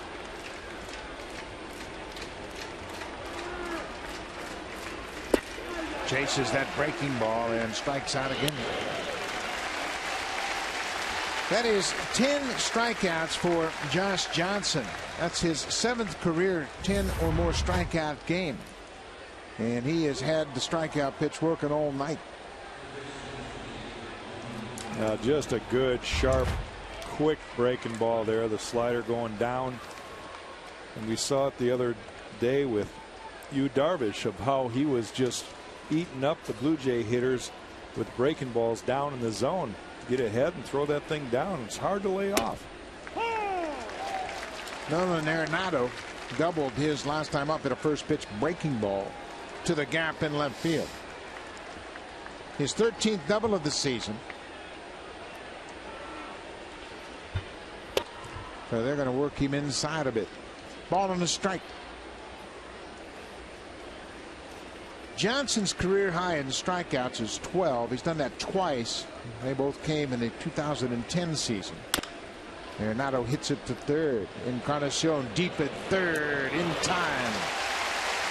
Good inning for Josh Johnson. He retires the side in order in the 7th. It'll be Encarnacion, Lind, and DeRosa in this scoreless game.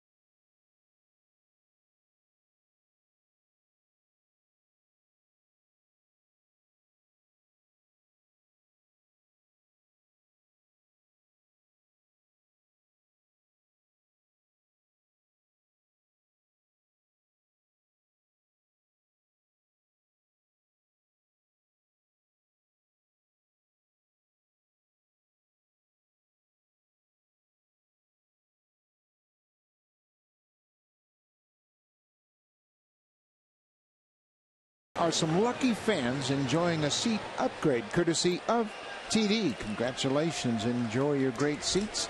And over in the Jays Care Community Clubhouse are some special guests from Kids Up Front. You too, hope you have a great night here at the ball game and you are being entertained by a couple of great pitchers. Jorge De La Rosa and Josh Johnson hooked up in a pitcher's duel. Scoreless game, only 5 hits in the ball game. De La Rosa has shut out the Blue Jays on just 1 hit. Do you know how dominant De La Rosa has been? That fly ball by Bautista was the first out recorded by an outfielder tonight by the Rockies. When you're dominating like that, you'll get strikeouts and ground balls and weak pop-ups and things like that. Not too many balls in the outfield. Edwin Encarnacion has popped up and hit into a fielder's choice.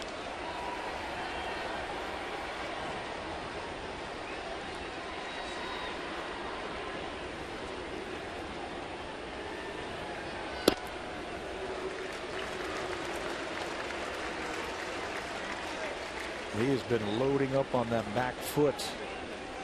Encarnacion just looking for that one pitch that he can hit hard. You almost can guess that in this kind of pitcher's duel, one pitch could decide the game. 3-0 pitch. Ball four.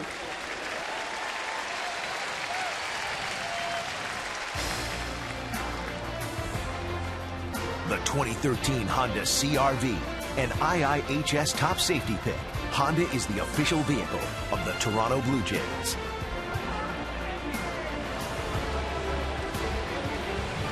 Beautiful night in Toronto. The roof is open here at Rogers Center. And the pitchers have shut down both offenses. Adam Lind has grounded out twice.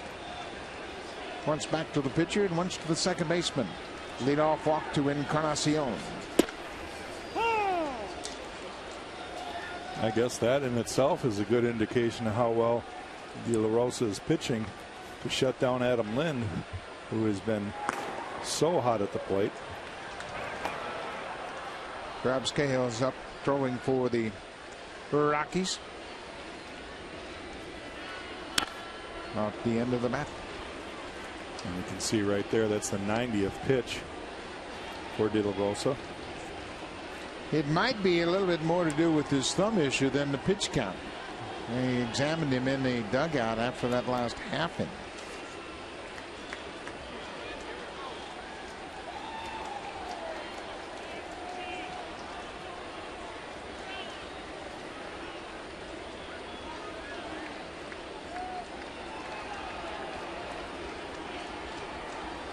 Oh, and 2 to Lind.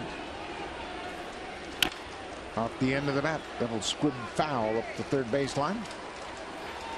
He's just locating all his pitches so well. There you can see that Rosario called a changeup away, and he was just able to dot his glove outer half. Adam Lind is out just enough in front that he hits it off the end of the bat. Well, these are special nights, and we have seen it for Johnson and for De La Rosario, when you are able to locate all your pitches just about anywhere you want to throw them. Then gets underneath it and skies it into center. Backing up is the second baseman. LeMahieu in shallow center stays with it.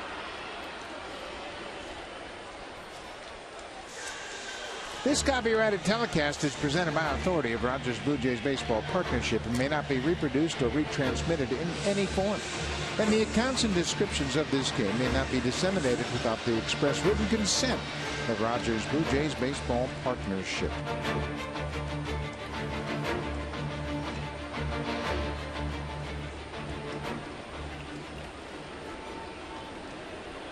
Second baseman Mark DeRosa takes his strike. Blue Jays have to cash in one of these leadoff walks. Edwin led off here in the 7th inning with the walks. It's the third time that De La Rosa has walked the leadoff batter, and we haven't been able to get him around.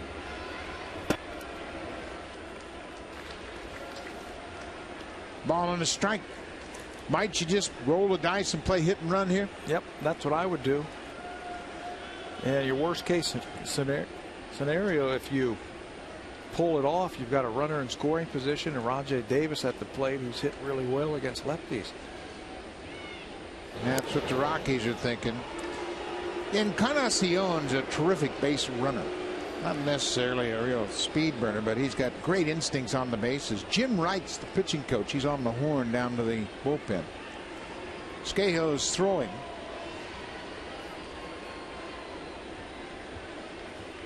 Not running. DeRosa rips it to the third baseman. Back to first. Double play. Nolan Arenado plays like a veteran. He backhanded that and then calmly threw it in a hurry and doubles off Encarnacion at first. He comes as advertised. A terrific glove at third ends the bottom of the 7th.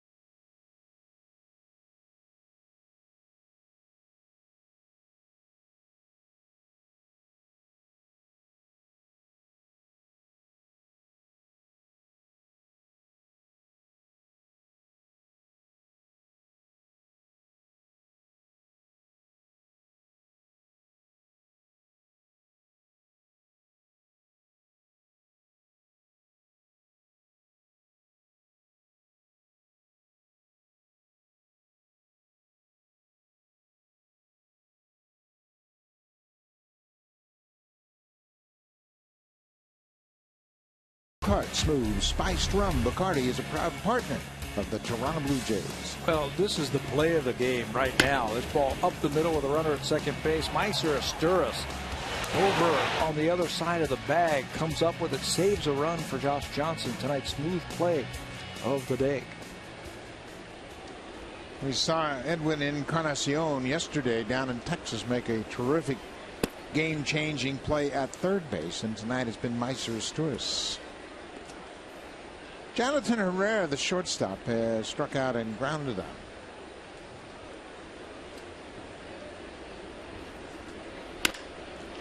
And he has a leadoff base hit. He slapped it into left field. Johnson pitching into the 8th inning. Another 7-inning start by a Blue Jays starter. Brett Cecil is loose down in the Blue Jays bullpen if needed. Carlos Gonzalez, the 3-hitter, is 3 batters away, left-hander. That's what John Gibbons is thinking right there. Gonzalez, the lefty. Let me get my lefty up. Blue Jays thinking that Dexter Fowler is going to be bunting here. There's the square. He bunts right through it. Well, it looked like he offered at it, and they call no bunt, no attempt, and it's a ball. Boy, Edwin Encarnacion right away to the third base umpire, Chris Guccione, and said, hey, he bunted at that. Well, I sure thought he did. Guccione didn't. Fowler is the batter. This time he bunts it back over the screen. Here it is again. You be the judge right here. Well, it looked like he pulled it back. You can see Edwin asking the third base umpire. He thought he went. But he pulled it back. Yeah. Fowler has 4 sacrifice bunts. That leads the Rockies. Encarnacion in at third.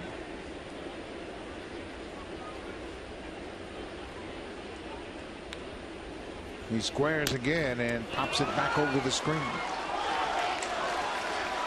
You would think that a leadoff hitter like a Dexter Fowler would be able to get the bunt down. But he has fouled a couple off, so I'm sure Walt Weiss is going to pull it off. That's Stu Cole relaying the signs to the base runner. Let me ask you both of you, what's harder to bunt, a hard fastball or a breaking ball? I think a hard slider is the hardest pitch to bunt for a right-hander, but for a left-hander, I think if you crowd a guy with a good fastball, it's a hard pitch to bunt. You have a tendency to pop that ball up high, right at the top of the strike zone. It's tough to get the ball on the ground. Breaking ball is easy to get. You see the flight of the ball and it's breaking down. You just stay on top of that ball and go right with it. 1-2 to Fowler.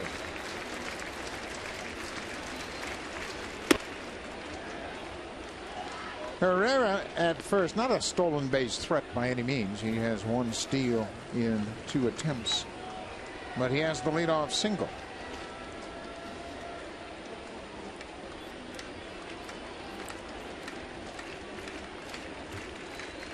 It's only the second leadoff man the Rockies have had. Cuddyer led off the second with a single, but Johnson stranded a pair in the second. Colorado has left 5 in this scoreless game. DJ LeMahieu has a double. He's on deck. Well, he's going to have to throw a strike here. There goes Herrera. He throws a strike and it's fouled at the plate. So Walt Weiss running Herrera there, trying to avoid the double play. For Colorado, this is the first of 9 games on this road trip. They'll play 3 in Toronto, 3 in Washington, and 3 against the Boston Red Sox.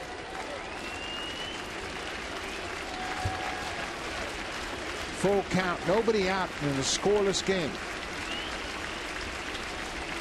There goes Herrera inside.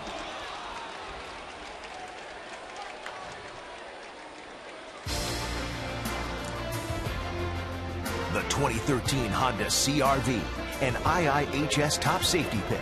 Honda is the official vehicle of the Toronto Blue Jays. 20,946 on hand for the opener of this Rockies series. Colorado Rockies at Rogers Center for the first time since 2007. Pete Walker, the pitching coach, out to talk about the possibility of a bunt here to the number 2 hitter. What do you think about the prospects of that? You got Cecil, the left-hander, warmed up for Carlos Gonzalez if you should bunt. Well, if you do bunt, take the bat right out of your best hitter's hands, because you got runners at second and third then, and first base open. They're not going to pitch to Carlos Gonzalez. So you're talking about matchups right now. Second baseman DJ LeMahieu is 1 for 3. He doubled in his last at bat. Blue Jays are looking for the bunt, and LeMahieu squared. Johnson with the inside spin move. That was by design to see if LeMahieu would tip his hand, and he did. He showed bunt. So now Adam Lynn can read that bat head and just come charging. Try and get that lead runner. Again, they check on Herrera at second. LeMahieu wasn't quite as demonstrative on the second spin move. First and second, nobody out. Top of the 8th of a scoreless game. Blue Jays have won 5 straight. Colorado has won 2 straight. There's the bunt attempt, and the pitch is outside. Boy, Lynn was right on top of LeMahieu. Obviously, the play here is to get the lead runner at third. And that was smart right there. They kept the ball away from LeMahieu. Pitch away from him, and hard charging Adam Lynn. That's tough to bunt that ball to the third baseman when it's down and away to you. Keep it away again. You got to throw a strike. Yeah, that's the whole key. If they're bunting, you've got to let them bunt. Try to execute the play. It looks like Adam Lynn is charging hard. Josh Johnson's probably supposed to release the ball and bust towards the third baseline, where Adam Lynn will take everything towards the pitcher's mound, and Edwin stays at third base. LeMahieu squares early and bunts it to third. It's a good one. Aaron Sebia comes out from behind the plate. DeRosa makes a nice grab into the base runner, and Blue Jays record the out. DeRosa reached in front of the base runner LeMahieu and snagged the ball. That's a beautiful play by DeRosa. His responsibility when the ball's down, get over to the bag. He puts his left foot on the bag, so he's got the whole inner part of the infield to work with. The throw starts to take him into the runner. Watch how quickly snatches it and gets out of the way. Nice play by DeRosa. Well, Josh Johnson will hear it from the home crowd for a job well done. He leaves with 2 runners on base. He's allowed just 5 hits as he has worked 7 1/3 here tonight.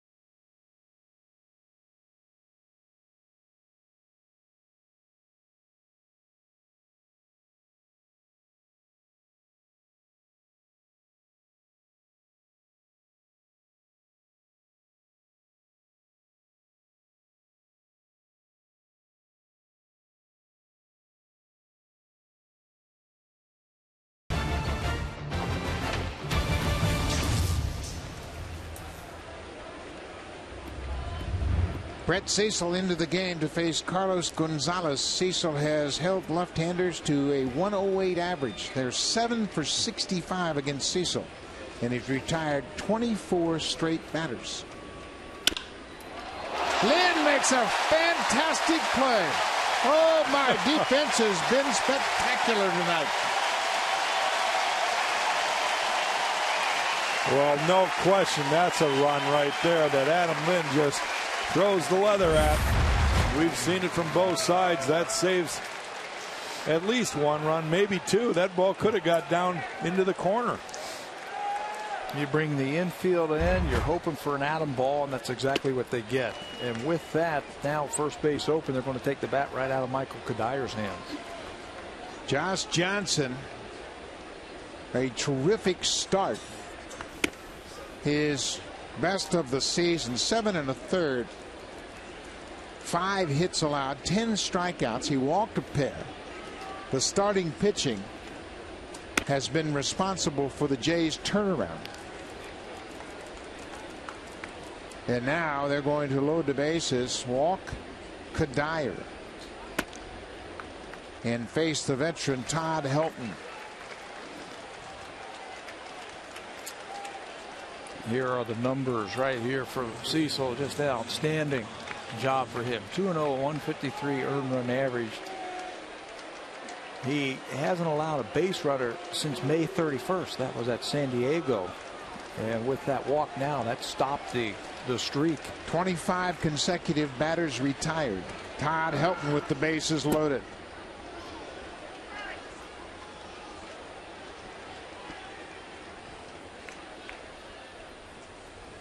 Helton has a single. He's also struck out and popped up.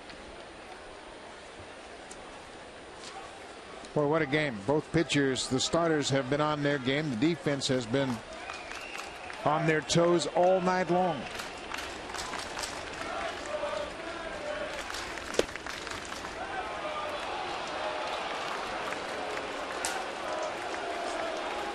Todd Helton batting with the bases loaded, has 7 career grand slams. Pretty good batting average also, 370 with the bases loaded. He's in a hitter's count now. 2-0. Right down Broadway. 94. That's one thing that has really come back for Cecil, his velocity. That strength program that he was on all winter has really paid dividends for Brett Cecil. Fastball is back, and his breaking ball has been sensational this year.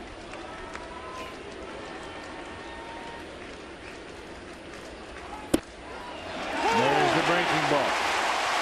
He has a knack for throwing that curveball for strikes, and then he'll bury it with 2 strikes. Well, the location of where that ends up, knee high, it's tough because it really can freeze a left-handed hitter.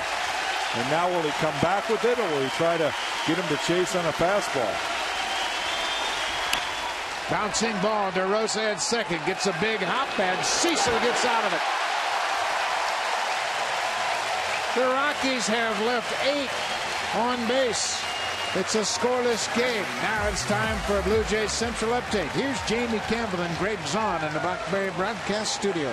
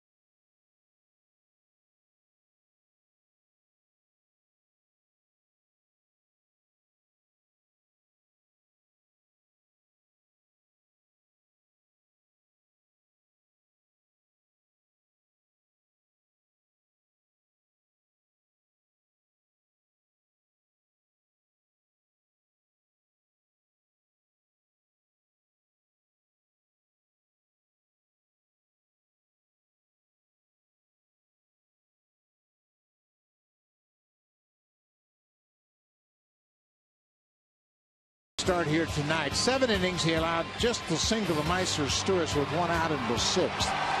Didn't allow a run. Walked 3, struck out 4 through 95 pitches.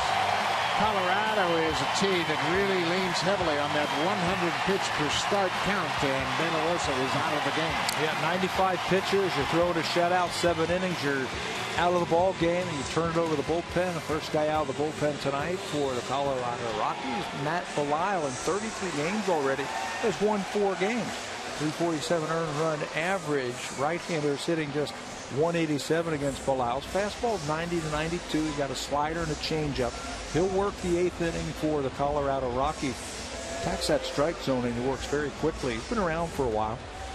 Yeah, you look at his win-loss record. He's got 7 decisions. That's going to happen when the pitch count's always at 100. You're going to be in a lot of ball games, and their bullpen certainly has been in a lot of games.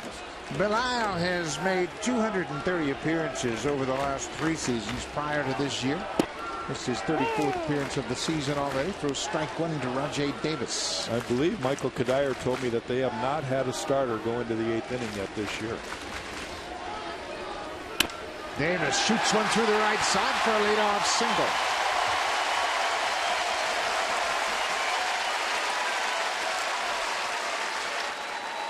So the Blue Jays have their leadoff hitter on in the 8th. No, that's the guy you want on whenever you're leading off an inning late in a tie game. Rajay Davis, he just makes things happen.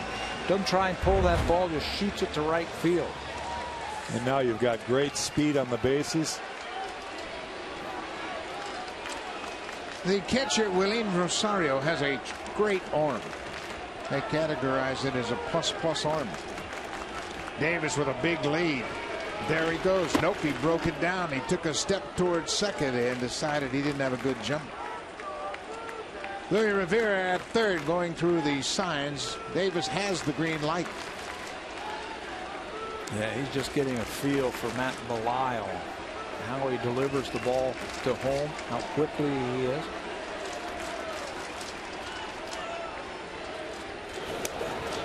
Gets back easily. Belisle hasn't had a steal attempt against him this year. That's a lot of innings he's been out there as well. This is his 34th appearance, and for Belisle, nobody's tried to steal yet. That suggests that he's pretty good at unloading the baseball.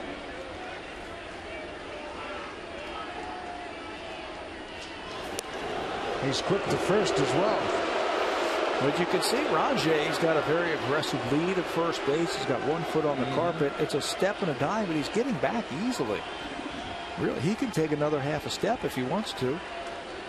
Rosario looking into the bench for the running game defense. Looks like they're going to pitch out.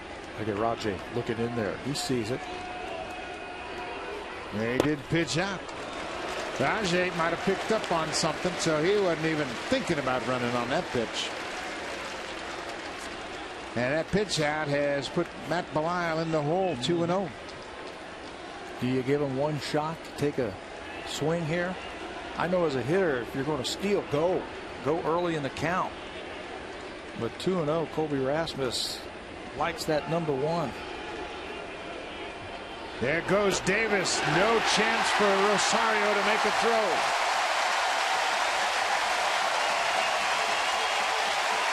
That is the 92nd steal for Rajay Davis as a Blue Jay, and he passes Dave Collins on the franchise stolen base list.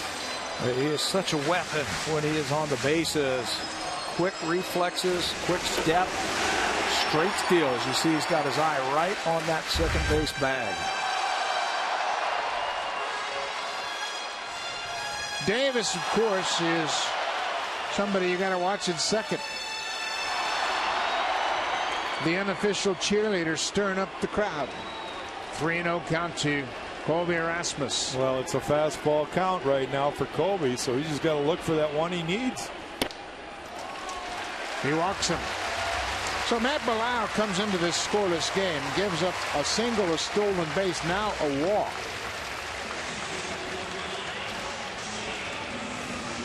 Boy, here's an interesting situation for both managers. You got Aaron Seavey at the plate, who has homered in his last 2 games. He's not good at bunting. No, but it's a bunting situation.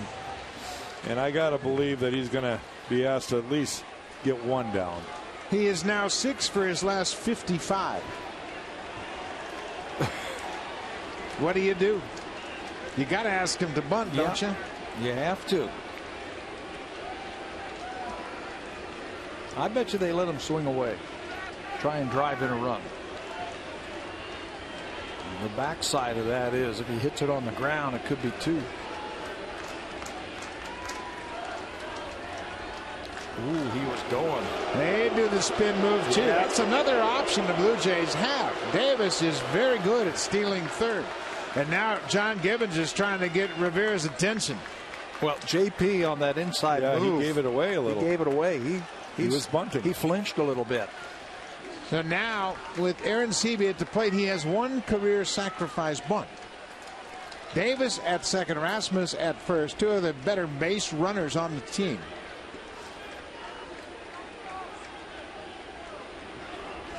There's the pickoff play at second, and he dropped it. Boy, that was going to be close had Herrera held on to the ball. Executed very well right there by Bilal and his shortstop Herrera. Great timing play. Looked like the tag was going to be high on Herrera, so it would have been close. And Sevilla bunts through the ball, and it's a foul tip. They call it the daylight play because as soon as the pitcher sees any kind of body part beyond the runner towards second base, they usually flash the glove, but anything that's beyond the runner, you just start your turn because he's going to beat the runner to the bag. Yeah, if you see daylight between the defender and the runner, just spin and fire at the bag. 0-1 to Aaron Sevilla. Helton sneaking in from first. Aaron Sevilla not showing bunt. Taps it out in front of the mound. This is going to work like a bunt. Great bunt, JP. Great bunt. That's a swinging bunt.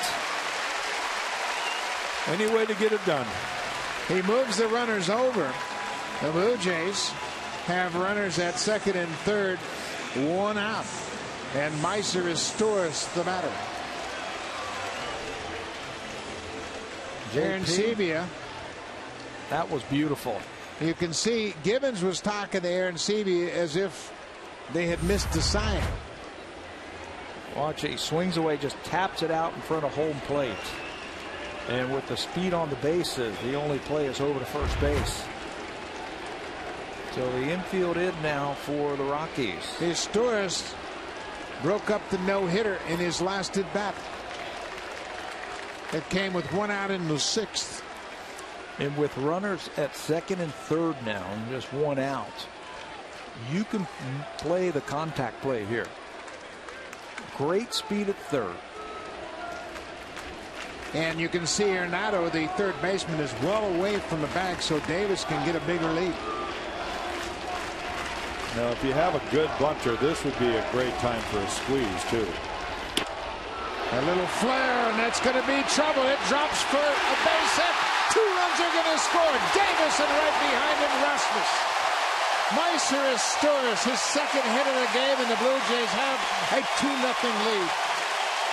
Well, that's what happens when you execute the little things. And right there, Colby Rasmus does a fantastic job of reading where that ball is going to be. He is right on Meiser's tail there and easily scores.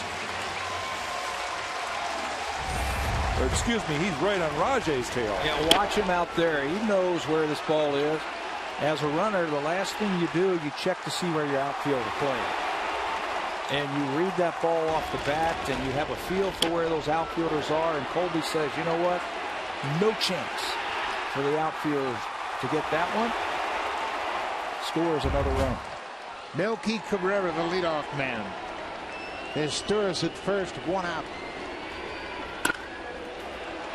Foul ball. Todd Helton, the Gold Glover, dove, tried to knock it down, but it was foul. You can see Casey Jansen's got his glove on. He is ready. Yeah, he was throwing to start this inning. Ball down the line. If he can't catch it, it's probably foul. He's that good at first base. Torres drives in 2.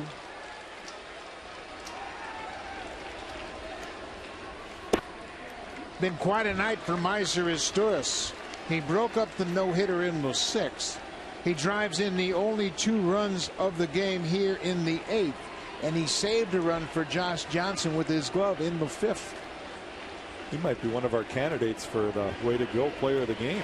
The way to go player of the game. A new category just developed by Jack Morris. Well, my old teammate and your good buddy Frank Tanana used to have the Kit Kat player of the game whenever he pitched, and he just hand a Kit Kat candy bar to whoever he thought helped him win the game. Torres was on the move, and Cabrera fouls it off the wall down the left side. I wonder if we can sponsor that. The way to go player of the game. No, Attababy, the old Attababy. Yeah. Come on, you guys are with me. 1-2, 1 out. Reached for Arenado to second for 1. Back to first. Double play. Miser Torres, the star of the game, both with the glove and with the bat. Casey Jansen coming on to protect this 2-0 lead. Miser Torres drives in the only 2 runs of the game with his second hit. 2-0 Jays.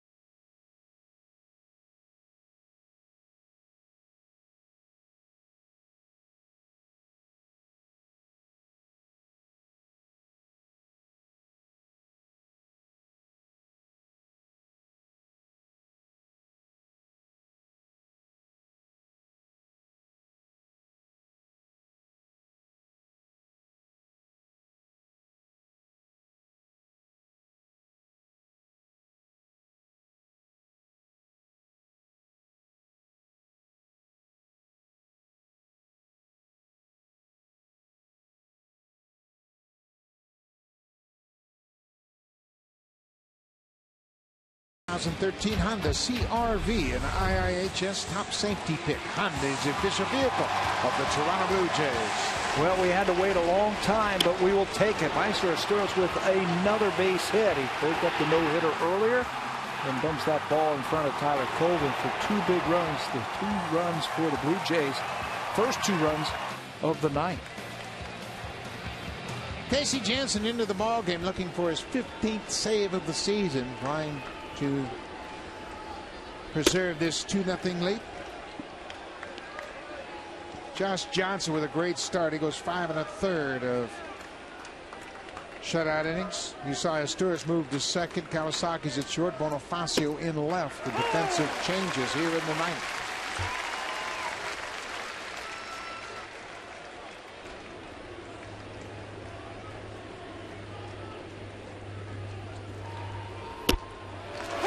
Casey Jansen, as he always does, throwing a lot of strikes. Willeen Rosario, the catcher, is 0 for 3 with a pair of strikeouts.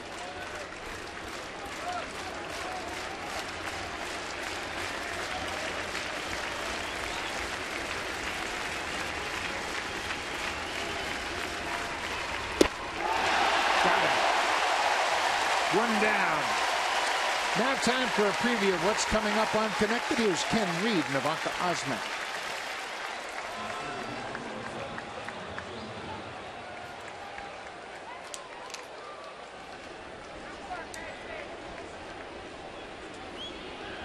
Casey Jansen with the strikeout.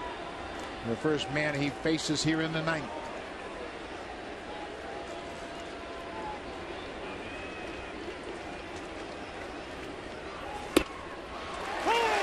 Strike one. Tyler Colvin has struck out 3 times tonight. All swinging.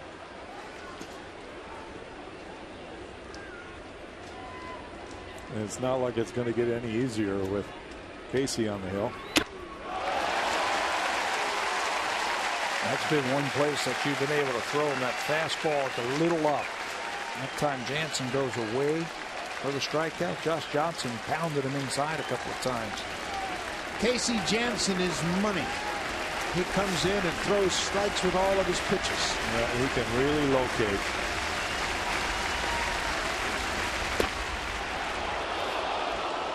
And you notice his velocity is starting to inch up. 92 on that last fastball.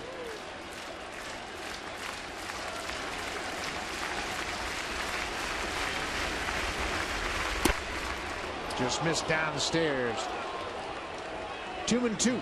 They'll try and backdoor you with that little cut fastball. Well, he's thrown a couple outside. Now it's time to bust them up and in.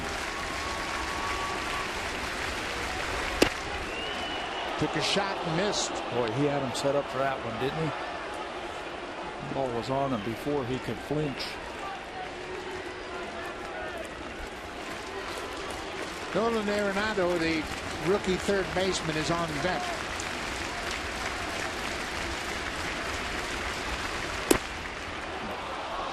Jansen issues the walk. A 1-out walk here in the ninth. Josh Johnson was the starter, and he had a great start. He went 7 1/3, scattered 5 hits. He walked 2 and struck out 10, and he pitched out of a couple of jams. Yeah, great effort for Josh tonight. Again, not getting any run support. He leads the game with no chance to win it, but did a great job, got deeper into the game. 10 strikeouts, season high for him. It's got to be a good sign that he pitched with a little bit more authority here tonight. Nolan Arenado, the third baseman, has a double in 3 trips.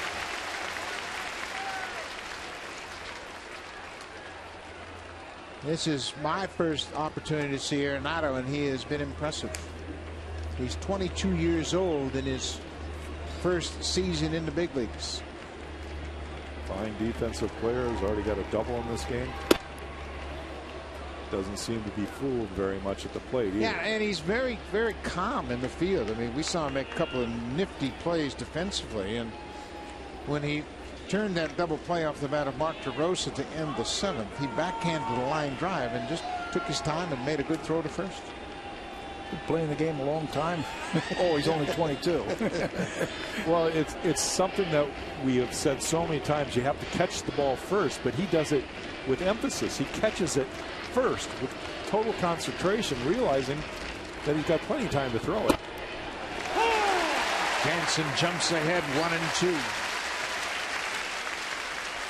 20,946 on hand for the first of 3 against Colorado. The pitch that Casey likes to use is that cutter with 2 strikes. He uses it about 40% of the time.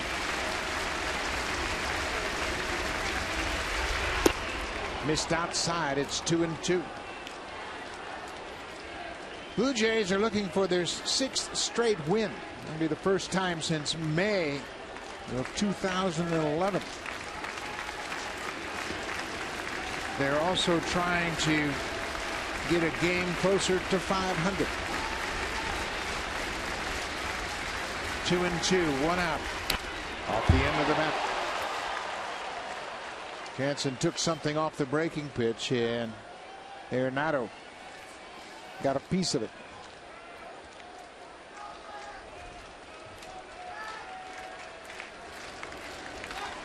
Both starters were great tonight. Jorge De La Rosa, 7 innings of 1 hit ball. But the Rockies are in line for a loss. On the ground, this should do it. It's Torres, Kawasaki, ball game.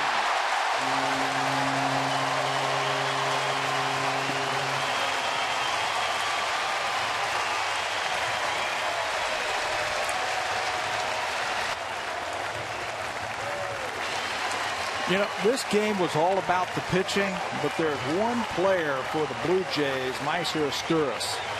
He made a great play to save the shutout for Josh Johnson, saving a run. He got the game-winning hit, and isn't it appropriate that the double play is started by Asturis at second base? Great effort all around. Pitching in particular, Josh Johnson probably pitches his best game tonight. And how rock solid is Brett Cecil, who picks up the win, and then coming in to close it out in the ninth, Casey Janssen. Just a great effort. One of the better games, in all honesty, that I've seen the Blue Jays play all year. Even though it wasn't a high-scoring game, they played great. Clean on every aspect. Casey Janssen, his 15th save. The Blue Jays make it 6 in a row. We'll see you tomorrow night. Thanks for watching. Stay tuned. Connected. Coming right up.